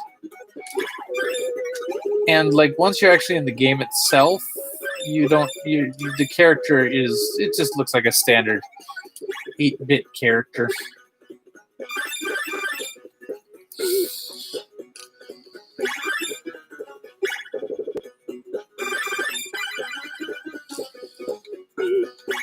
You see, you got to get a certain percentage of them. If you miss too many, see, this is how many I've gotten out of how many have been there. And you got to get a certain amount. Okay, or you can't beat the level. Oh my goodness! And then yeah, after a while you gotta kind of learn what the patterns are. Oh, stage 1 clear.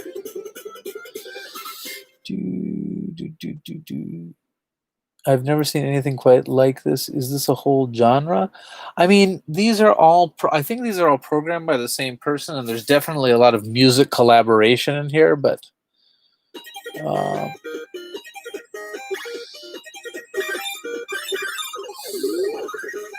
but I actually find this game pretty fun. The music is fantastic. So I can overlook the art style.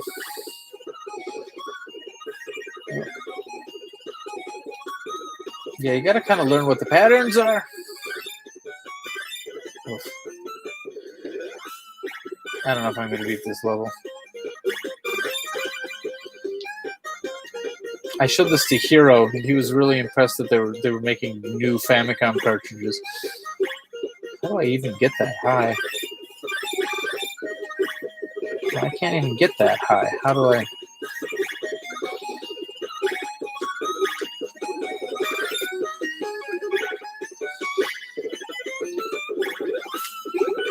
Oh, okay. Oh, I can double jump? All right.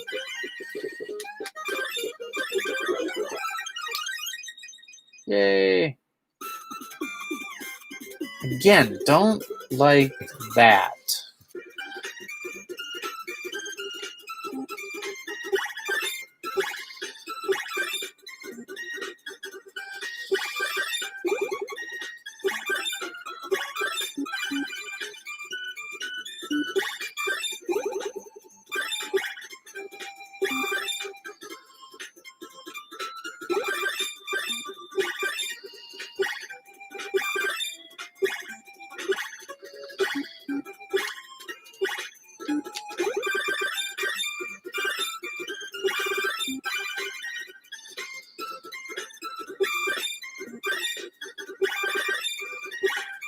But from a technical standpoint, it's a nice looking. You know, it's a pretty nice looking game. It's definitely a good sounding game.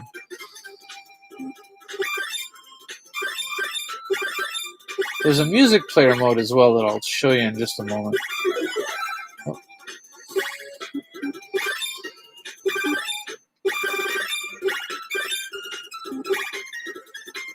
Kind of like a reverse bullet hell game because you want to try to get as many as you can.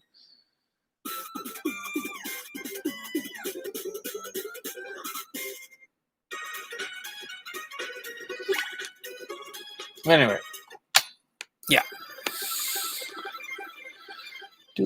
How's Hero's English? Pretty good. How does her body support the weight of her head? How did Chibi's do that anyway? Her head is full of helium. Oh, that makes sense.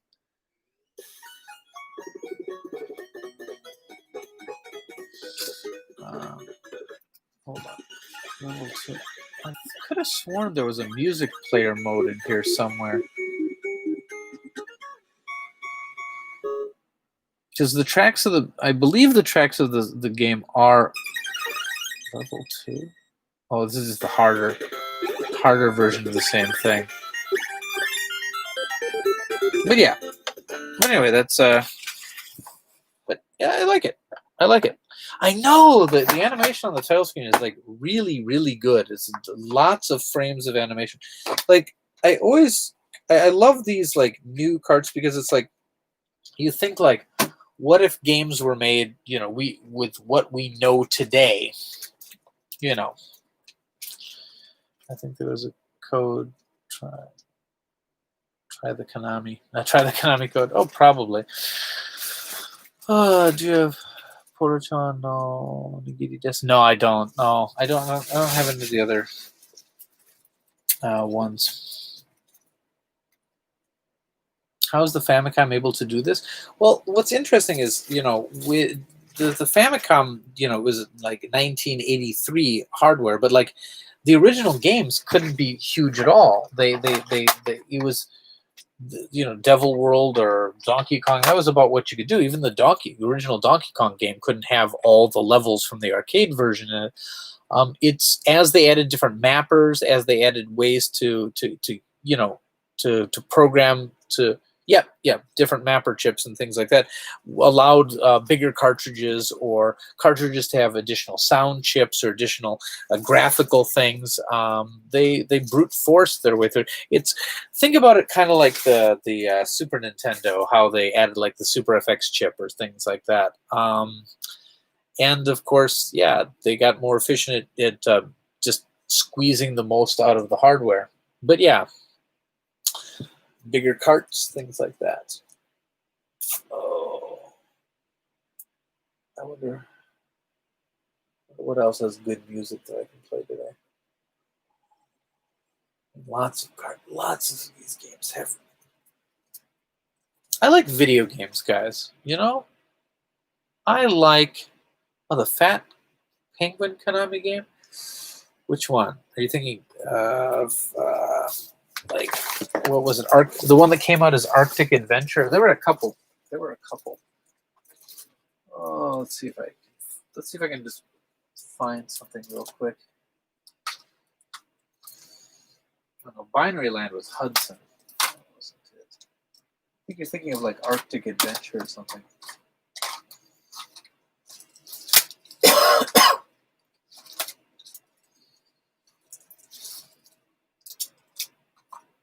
Kirby's Adventure had good music.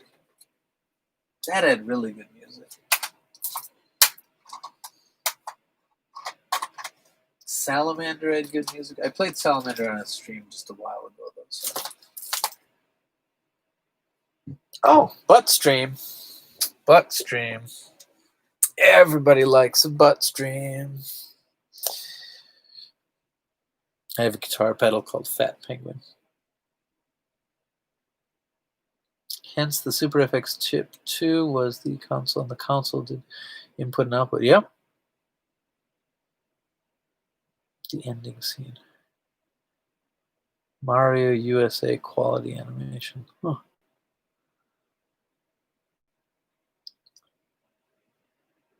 Those late NES games are powerhouses in music and graphic, true technical showcases. Oh, definitely.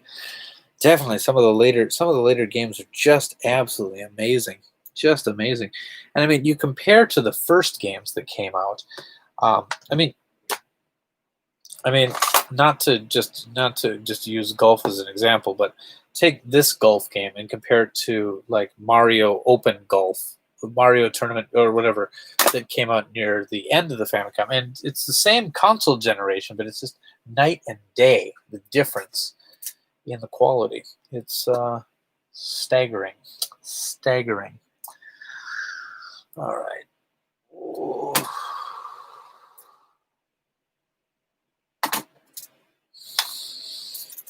Clean up a little bit.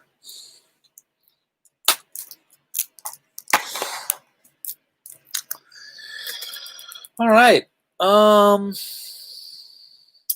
Penguin Monogatari. Monogatari. Wow. Sorry, it's getting late. I do have a copy of that. Actually, maybe I don't on the NES. I think I have it for the MSX, actually. I should do an MSX stream. I need to get a good joystick because I don't play very well from keyboard.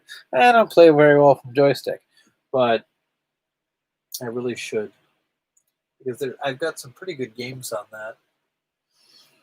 Oh, let's see. Ooh, I am yawning quite a bit. Maybe it is time. But due to our technology, could we increase the memory by orders of magnitude? I've never seen the MSX. It's a cool platform. In some ways, the NES was more advanced than it. In some ways, the MSX was more advanced. You're able to produce much larger games on the MSX because later you had disk drive and things like that, or refined cartridges. But like things like scrolling, the Famicom did it better. Yeah, the Famicom style pad for the MSX from Hudson. Yeah, the B controller. Yeah, MSX is a great platform, but it depends. Do you have insomnia? Is that why you do these streams? No. Maybe. I don't have insomnia so much, but I have 4 children, And if I want to do things for myself, watch something on Netflix, play a video game, stream, things like that, I got to wait till they're sleeping. And so that's when I have my own time, and I do stay up too late. But I don't think it's insomnia because I am tired. Like, I think I could sleep if I made the effort to sleep, but I just try to. Yeah, 4 children is voluntarily insomnia. Yes, definitely. Um, but I do these streams because I enjoy talking with you guys. And often on Saturday, I will consider not doing a stream, but then usually someone sends me a message like, "Are you streaming tonight? I could really go for a stream." And I'm like, "Okay, you got it." I'm very easy to convince. Namco Golf 2 looks great. Yes, yes. I wonder if I have that. I know I've got the first one. Namco Classic 2. Yeah, I've got it. Push. So yeah, so yeah, let's take a look at that. And it's on one of the larger carts.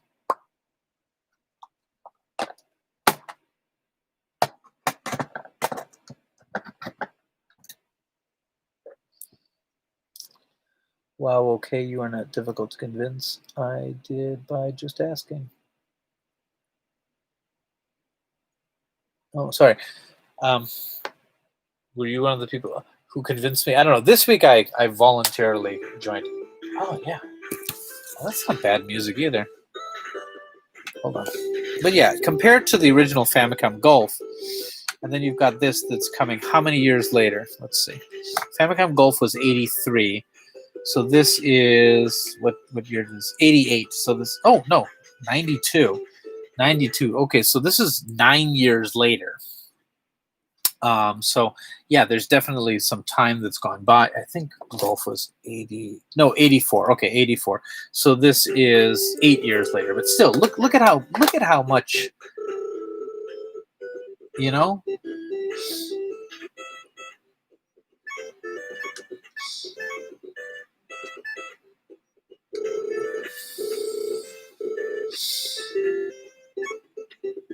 I'll be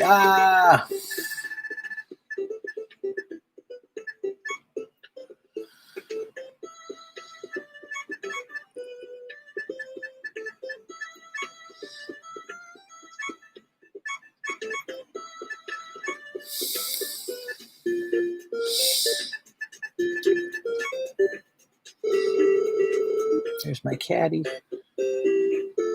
I am a grizzled old man. But yeah, look at this. Look at the scrolling on this.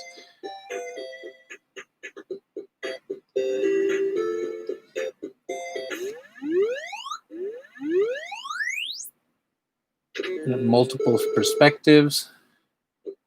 Got a sand bunker.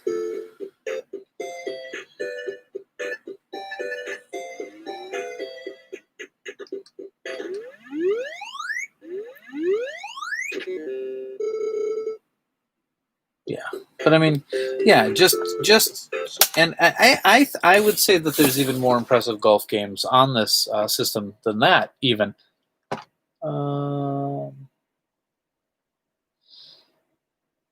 Tune in and Vinks playing golf. All is right with the universe. Yep. I appear to be an older gentleman. I have a 3-year-old. Yep. That's when you start staying up late. There's a Konami golf game exclusively released for the NES that had amazing music. It might have been Nicholas Golf or something. Maybe. SNK did one called Fighting Golf, which was interesting. There are a lot of golf games on this platform. Golf games don't really exist anymore, do they? Like, do they even have any major golf series anymore? I mean, other than maybe like download exclusive games, like there used to be the Tiger Woods series, and I mean, are there any like, would someone pay full price for a golf game these days? I don't know. My parents sometimes tell me and my brother. How hard parenting is. Parenting is hard. It's yeah, being a parent is difficult. And you got to give up a lot to be a parent. You get a lot. You get a lot back. I got my kids are adorable. I love them. But you parenting is not something to tread lightly into, you know. Let me show you my kids because since I'm such a proud papa, I cannot mention my kids without showing my kids. Just a moment. This is my brood. This is my fam. Whoa, what the heck was that? Okay. Look at my kids. They're adorable. I love them. But it does cut into things like sleep, being able to eat a meal without cleaning up something. Um, you know, but Hot Shots Golf was pretty good. I don't know if they keep making them. The last one did terrible. The last one on PlayStation 4 did so bad. I wonder if they'll make more. PGA Tour is still getting. PGA Tour is still getting. Really? Golf, Go, Mahjong, and Koi historical strategy games are the genres of middle-aged salaryman of 1987. Yes, and Dragon Quest. I'd put Dragon Quest up there too. Definitely. Satoshi, you missed a good stream. I mean, I guess it's still going, sort of, but I'm fading fast. But man, we had some good music. We just played video games with good music, and you missed Kira Kira Star Knight DX. But you can watch it. It's all on. It'll be on the series of tubes. I'm a salaryman now. Are we into Moy JRPGs now? Are salarymen into Moy JRPGs? I don't know. I have that game. There you go. Remember, be excellent to each other. Did you guys see the new trailer for the new Bill and Ted movie? It was definitely a trailer for the new Bill and Ted movie. Wow, it was yeah. Huh. Yeah. I mean, I'm gonna go see it. Well, I won't probably see it in the theater, but they have gotten very old, and I don't know. I felt nostalgia, definitely, especially when I saw the Orion logo. My gosh, that took me back. But I didn't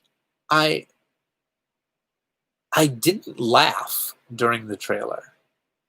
So I don't know. It's being directed by the director of Galaxy Quest? Okay, now never mind. I'm sold. I take back everything I said.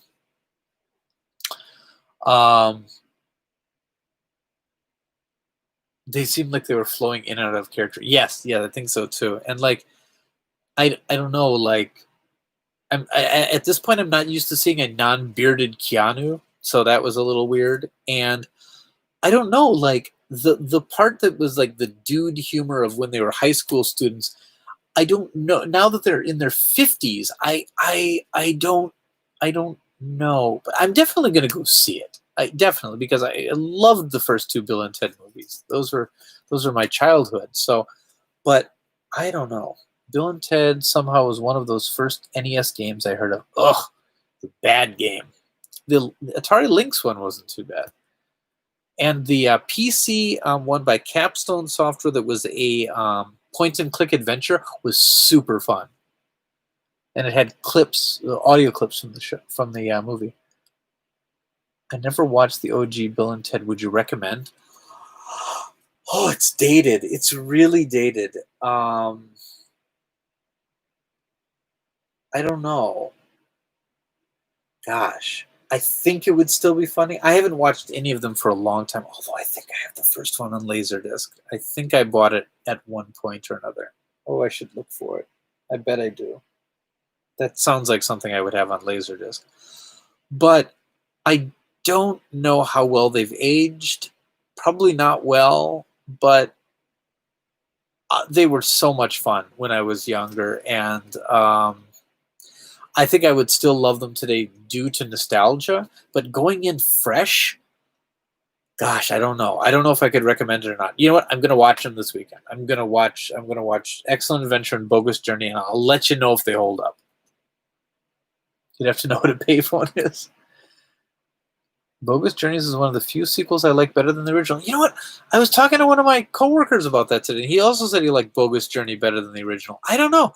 I liked the historical figures and stuff. I liked the idea of the first one. I thought Bogus Journey was very funny, but I didn't think it was as good as the first. But that is an opinion I keep. And a lot of the people, the best thing that they saw in that trailer was that Death was back. So yeah.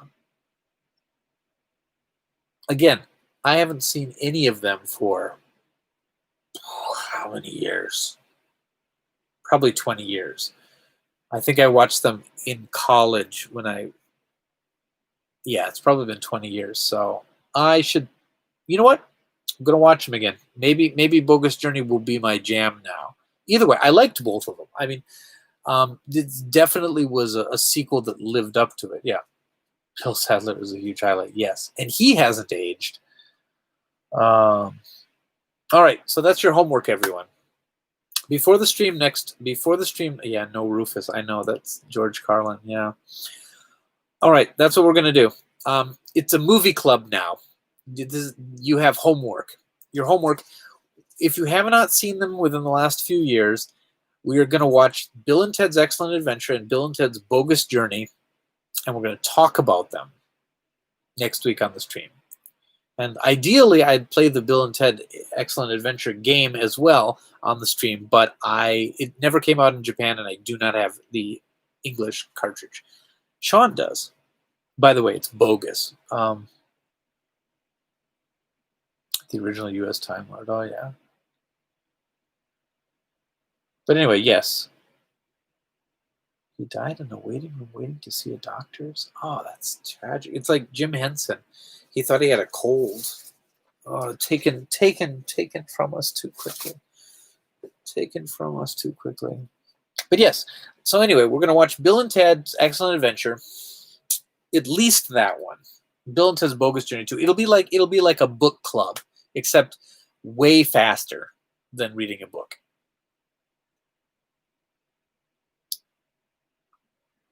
Bill and Ted get freaked. There was a Bill and Ted television show as well. I remember watching it. And there was a cartoon. Bill and Ted's Excellent Adventures. Bill and Ted's, and the main characters actually voiced their characters. Like Keanu Reeves did voice acting for the first season of it. Got replaced by someone else later, but so yeah, let's watch the two movies. Yes, let's do that. I've got the first one on Laserdisc, definitely. You know what? I bet they're not that expensive on iTunes. I am just gonna buy them right now because I am crazy. I wonder if my kids would like those. I wonder if they are still good. Were they really? I mean, I watched them as a kid, but are they children appropriate? I think there was definitely some bad language in them. Definitely some sexual references as well. All right. Bill and Ted. This sounds like movies that shouldn't be more than $10. Bill and Ted. All right. Okay, Bill and Ted. 2-movie pack. All right. 2-movie. $16 for both of them together. Oh, yeah. Yep, that's what I'm doing.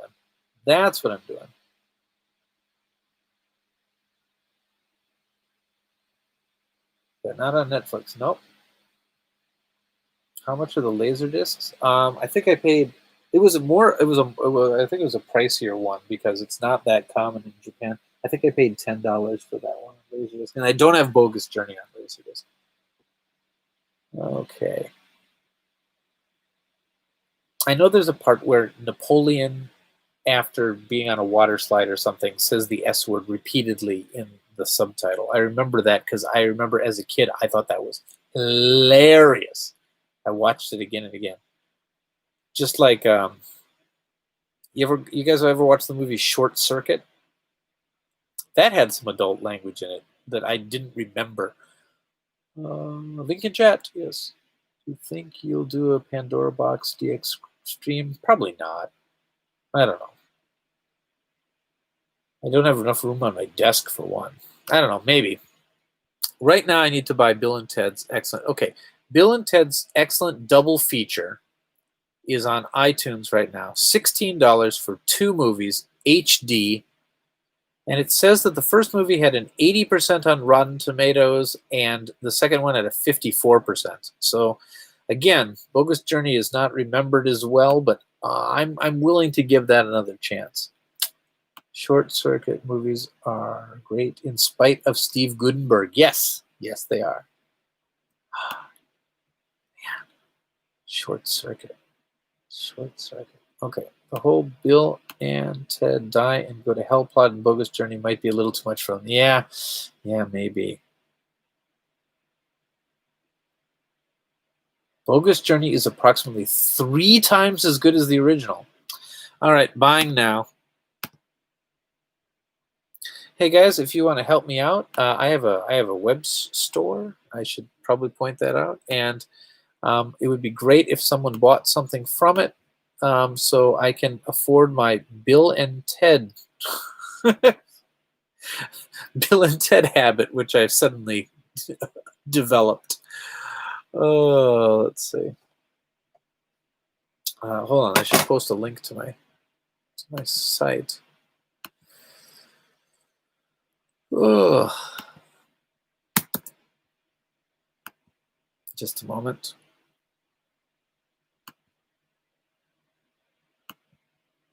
Bogus Journey is on Amazon Prime? Is the first one on there too? Who needs paying bills when you can pay for Bill? Oh, I like that. That's a terrible joke. I like that a lot. Link buys random movies. Guys, I have a store, so I'm not in the hole for buy. Yep, that's it. So I'm not in the hole for buying these because that credit card bill is going to come at some point. The first one, no, first one is on Stars. Well, I can't get Stars here. I'm just going to buy them. How much are they individually? Do I need both of them? Okay, the first movie, the first movie is $8. The second movie is also $8. Hold on, is the double pack more than the movies individually? No, it's exactly the same price. Okay. Joan of Arc doing Maniac is worth the asking price. Yes. I bet they're both on BitTorrent. Yes, I'm sure they are. But who has time for that? Me. I have time for that, but I can justify paying for Stars. All right. Bill and Ted.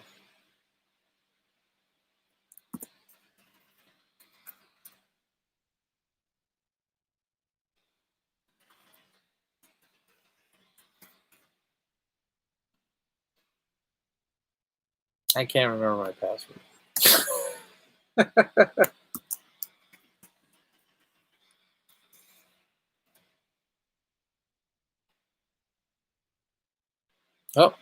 Oh, I accidentally bought them. Oh no. I accidentally hit confirm. Yep, I accidentally verified. It's not my fault.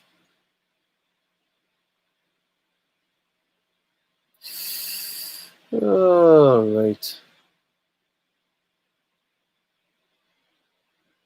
All right.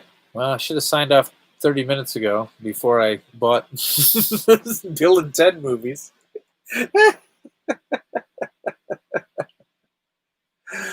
Oh, dear.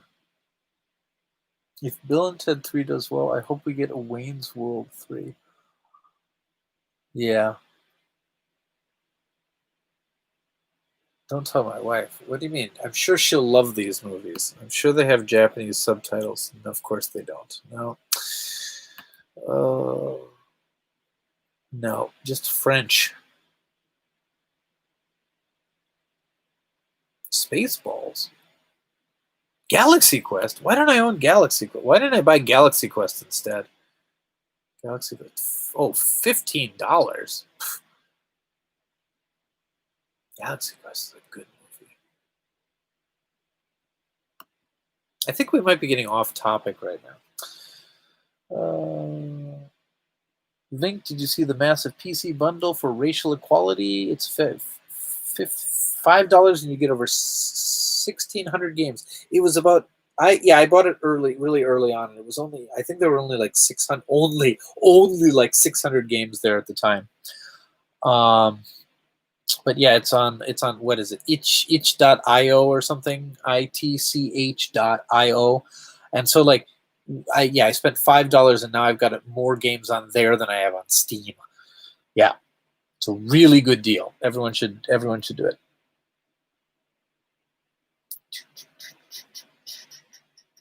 Both movies just got a Japanese Blu-ray release, I think. Oh man, I should have bought the Japanese Blu-ray release. What am I doing? Oh wait, I think I have these on DVD. Oh, yeah. Well, I just bought them again. That's fine. That's yeah. Yeah, I think I bought them last time I was at Best Buy for the last trip that I visited to America, because I thought I want to see these movies again. Well, okay. Anyway, yeah, you can actually see the moment that I'm regretting my life decisions. Yes, everyone buy that bundle. It's for good cause, and it will give you a lot of games. 1,650. Now, true, a lot of these games are terrible, but a lot of them are really good. There's like Night in the Woods, Oxenfree. Oxenfree's on there. If you haven't played Oxenfree, play Oxenfree. It's really good. And some of the games are just like thrown together, kind of, like the games you make for like a game jam or something like that. And not to say that they're bad, but like a lot of them are just, just kind of my first video game type games. But there's also a lot of really good stuff in there too. I haven't even scrolled through the whole list. I remember I was like looking at the games and was like, there are 50 more pages, and I'm like, oof, who has that time? I've got to watch Bill and Ted's Excellent Adventure and Bogus Journey and find out which one's better so I can talk to you guys about them next week. Remember, that's your homework, guys. Bill and Ted's Excellent Adventure and Bill and Ted's Bogus Journey. We're going to vote on this next week. Celeste is on there. Okay, then that makes it worth it right there. Can I do a marathon of all of them? Yes. Let's just play them all the way through. Yeah, Night in the Woods is on there, and there were a couple other ones that stood out, but yeah. Oh yeah, Celeste is worth the price. I mean, I've got it on Switch already, but it doesn't hurt to have it on something else. I wish they were on Steam though. I hate managing multiple stores, but my dog ate my homework in advance. Doesn't have a dog. Micromage's NES game that's on there. Oh, that's cool. That's another story in and of itself. And we were talking about the mappers earlier. That's one. Read Only Memories, another game I just bought on Switch recently. But yeah, there's lots of good stuff on there. It's not really a store though. Yeah, it's a link, and it's just a ton of. So theoretically, I could put them into Steam if I downloaded them and just linked them up. That bundle will keep me. Yeah, I didn't realize they were going to keep adding games to it too. Yeah, I bought it early on, maybe day 1 or day 2, like as soon as I read about it, and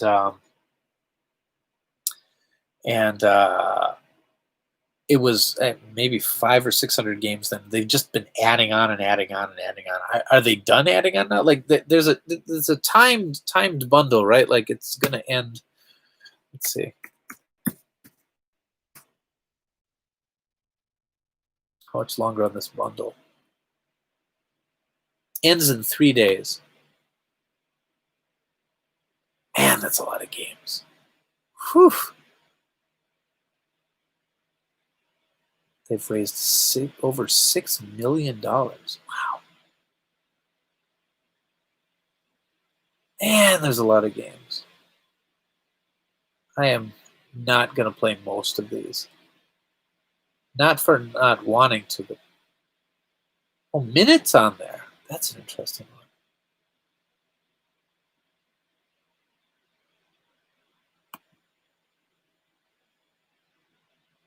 It's crazy. How much is this bundle worth? And I think they were listing that it was like $3,000 worth of games. You know, now it's $5,700 worth of games for a minimum of $5 donation. That's amazing. Ends in 2 days. Okay. It'll take me months just to download them. I'll never download all of them. I'm just gonna pick and choose.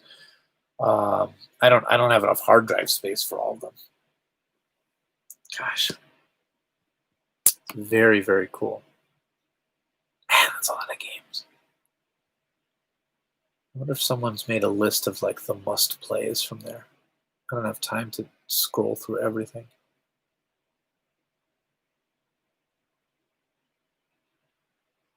Milkmaid of the Milky Way. Award-winning rhyming point-and-click adventure. What? Can I give it a like? How do I... never going to be able to organize all this. Codemancer. The White Door, as we know it. Gosh. A post-apocalyptic visual novel with romance and drama. A short horror story about your childhood. Okay. Gosh, there's a million things here. I haven't seen half of these. Okay, sorry. I'll talk about that later. Remember, I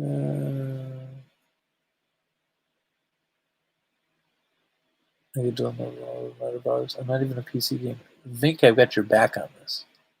What does that mean? Did you make an order? Oh, I'll go through and try to recommend you something. Oh, thanks. That's help. That is very helpful. If you have the itch bundle and you're not sure what to play first, move Signs of the Sojourner right to the top of your list. Yeah? All right. So look into that. But yeah, super, super cool. Okay, so everybody knows your homework, right? Right? Bill and Ted's Excellent Adventure, Bill and Ted's Bogus Journey. Extra credit is to watch Short Circuit, the first one. You don't have to watch the second one. You can watch the second one, but just watch the first one.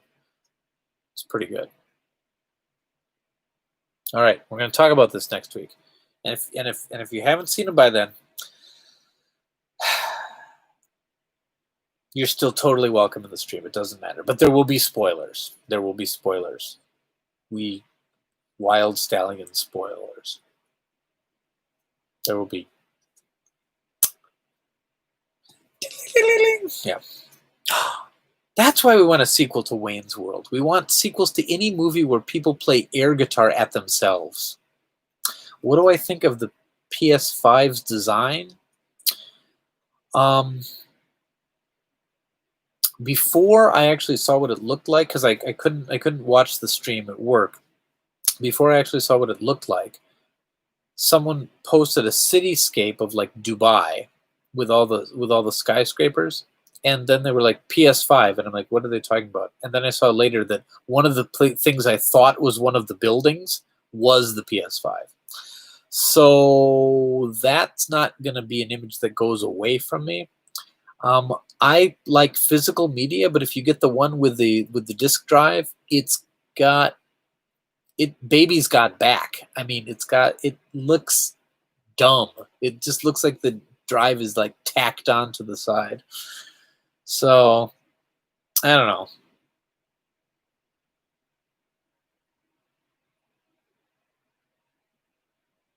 I'm an expert of the air guitar, and I have the largest air guitar collection in the world.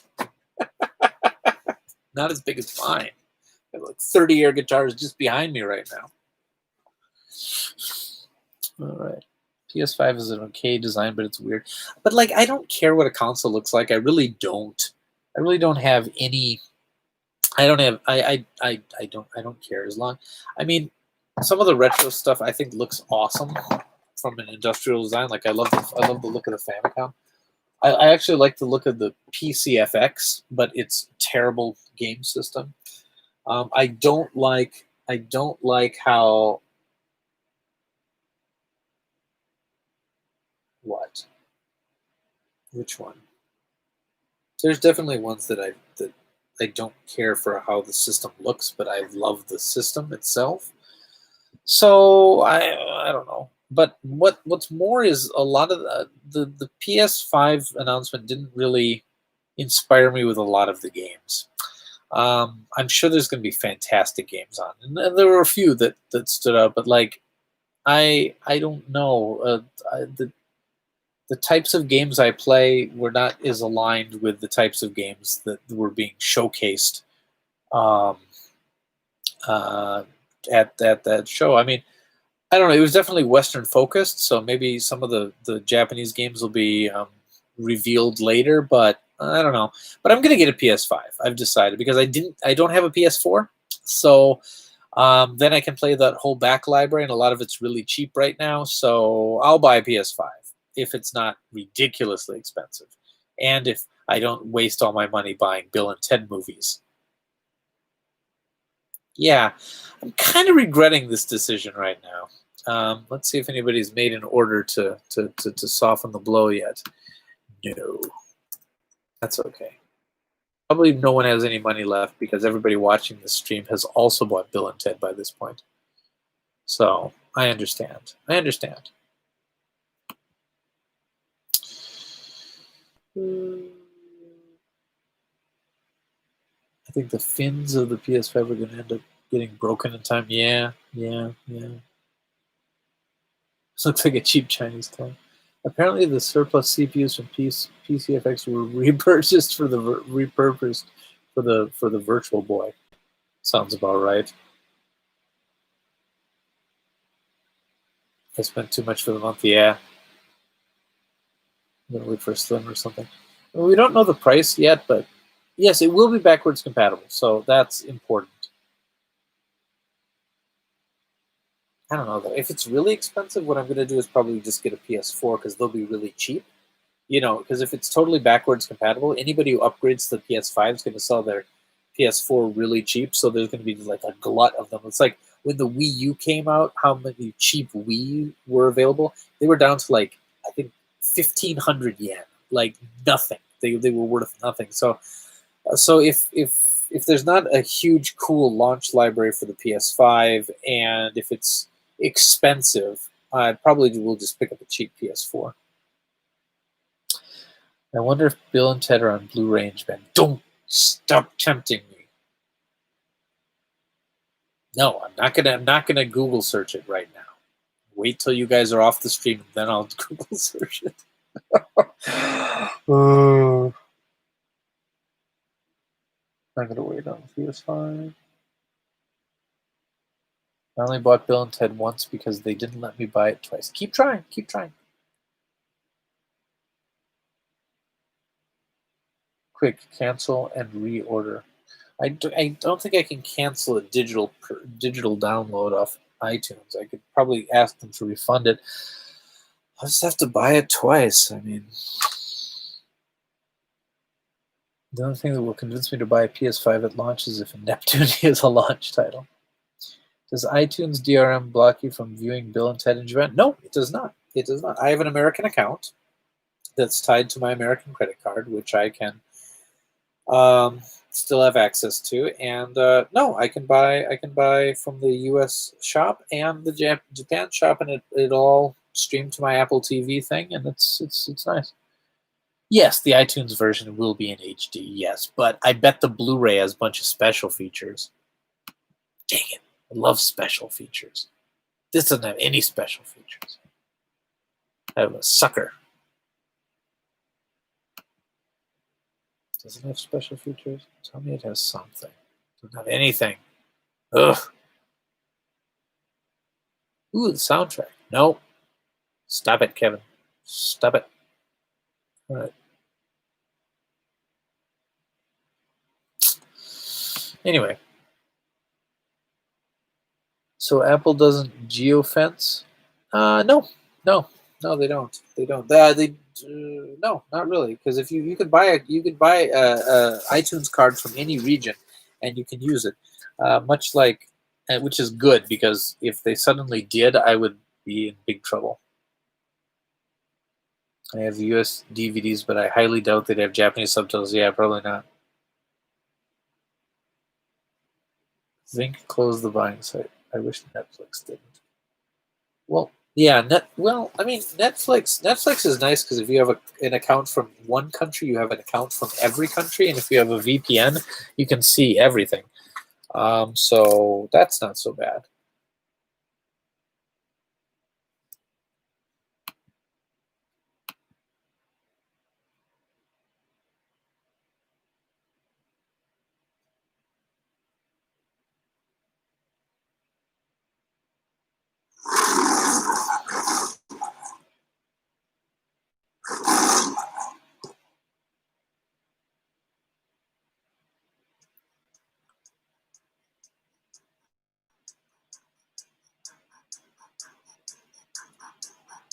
Oh yeah.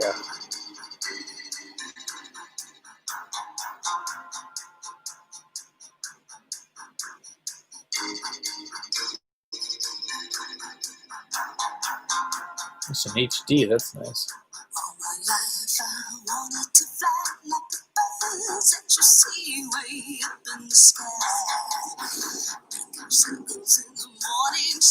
Oh yeah, wait, I'm gonna get a copyright strike on that. Yep.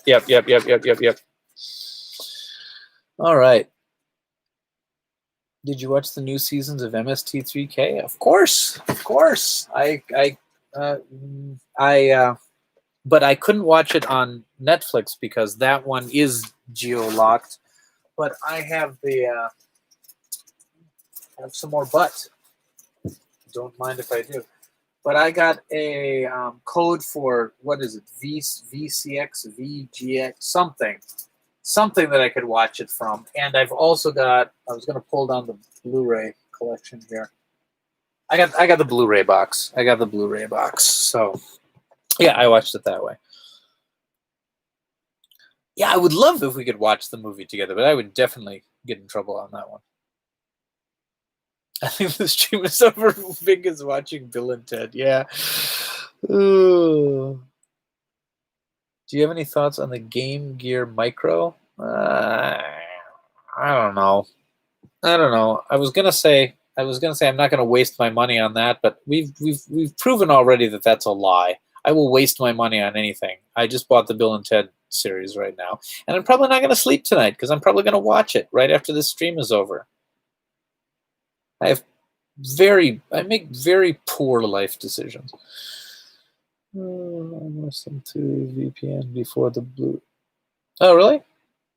I watched them on what was it, VHX or something like that was the official one that they gave me, and that's how I got the I bought the classic collection as well with like I don't know how many 80 some old episodes or whatever that came in there, and I got a code for that, and that works in Japan. There's no region lock on that, so. Quick Bill and Ted watch party on Zoom. Oh, that sounds like a good idea. Oh, if it's possible, I'd like to pre-order the Game Gear Micro through you. Yeah, probably to do that as long as they're not super limited. Watch party on the most commonly visited site in Utah.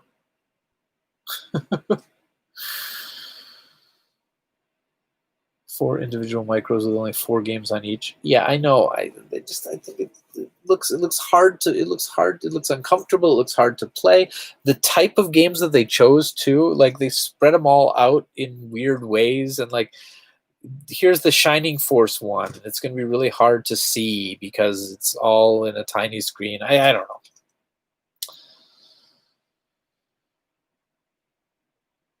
Okay, so everyone's going to watch Bill and Ted's Excellent Adventure for next time, right?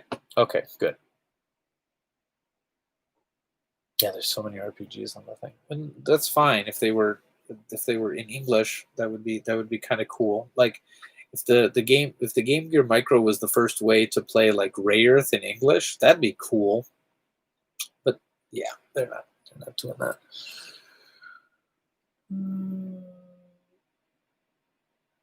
Most commonly visited, you also have to censor blush games. Yeah. I'm sure the Game Gear Micro will be hacked to add your own games to it. Yeah, but like if that's all you care about, just buy, you know, get one of these guys. You know, you can put every single Game Gear game on there on an SD card, and you can play that. You know, I think if you're gonna buy a Game Gear Micro, you should do it because you wanna do on the original hardware. But then it's so weird. I don't know. If people are gonna hack it anyway, I just wonder what's the point. Like when people bought the Famicom Mini and just hacked it immediately to have all the games on, it's like, why don't you just get like a RetroPie and a nice size controller? Because the Famicom Mini controller is also like not a great way to play video games. You know, if you're gonna pirate anyway, why go through a convoluted sort of way to do it? I get that it looks like a little Game Gear. Yeah, okay. Yeah.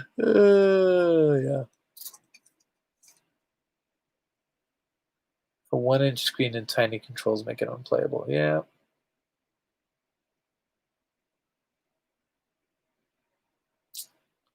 For us programmers, hacking the systems is fun. No, I get that. I get that it would be fun to do. Yeah. I get that.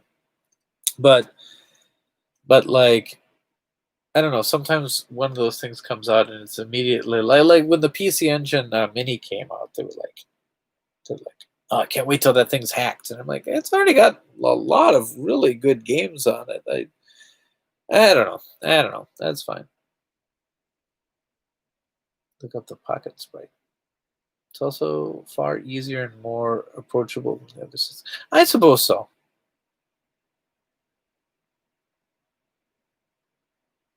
Oh, toodaloo. Oh, we heading out? Yeah, I should probably sleep as well. Um, I say I'm gonna sleep, but we both know that I'm gonna go and watch the Bill and Ted movies tonight because I'm crazy. Oh, you got your PC Engine Mini, great. Well, the thing is, if you hack the Super NES Mini, you can put all the PC Engine games on it because it's powerful enough to do that. As somebody who has most of the games I want physically already, I enjoy the curated library and the mini consoles. Yeah, I agree. Sometimes it's good to have like the better games, all in an easy to navigate thing than having a billion games. I cleared Splatterhouse Wanpaku Graffiti a few minutes ago. It's a great game. It's not that hard either. Wait, I don't think I've beat it, but like the fact that I can get through the first few levels without dying repeatedly means that it's probably not as hard. As someone who's just getting into retro game collecting, mini consoles, yes, they are. I think mini consoles are super cute, and that's why if the Game Gear Micro had like a bunch of games on it, I would pay $100 to have one that had a library of 30 games and was a little bit bigger. I think I'd like that so much better than super tiny 4 games, $50. It's but who am I kidding? I'm going to buy one. Of course I'm probably going to buy all 4 of them. I just bought both Bill and Ted movies. I didn't need those. I'm a duck out. Okay. Yeah, I think it's. Oh my goodness, it's almost 2:30 in the morning. It is an hour ago. I said I was heading out. So, anyway, as Bill and Ted say in a movie that I'm about to watch, be excellent to each other, and truly do, because if there's one time we really should be excellent to each other, especially if you live in the United States right now, or gosh, anywhere, please be excellent to each other, because we need to be excellent to each other right now. I mean, we always do, but right now we really need to be excellent to each other. Party on, dudes. All right. Browsing my store. Oh, thank you so much, James. And please, I do want to say again, don't anyone feel they are obligated to buy something. I'm mostly just kidding about that. Bill and Ted was not something that's going to break the bank for me, so don't worry about that. Did you hear about the Namco collection for the Switch? Yes, I saw that. It looks, yes, Famicom remake of the Champion Edition. Yes. I'll probably buy that as well. Anyway, be excellent to each other. Sleep well. I will see you next week when we will be discussing the finer points of the Bill and Ted's Excellent Adventure duology, double-logy, double feature, the prequels to the new one, whatever. We're going to talk about it. Party on. Be excellent to each other. See you later. Bye-bye.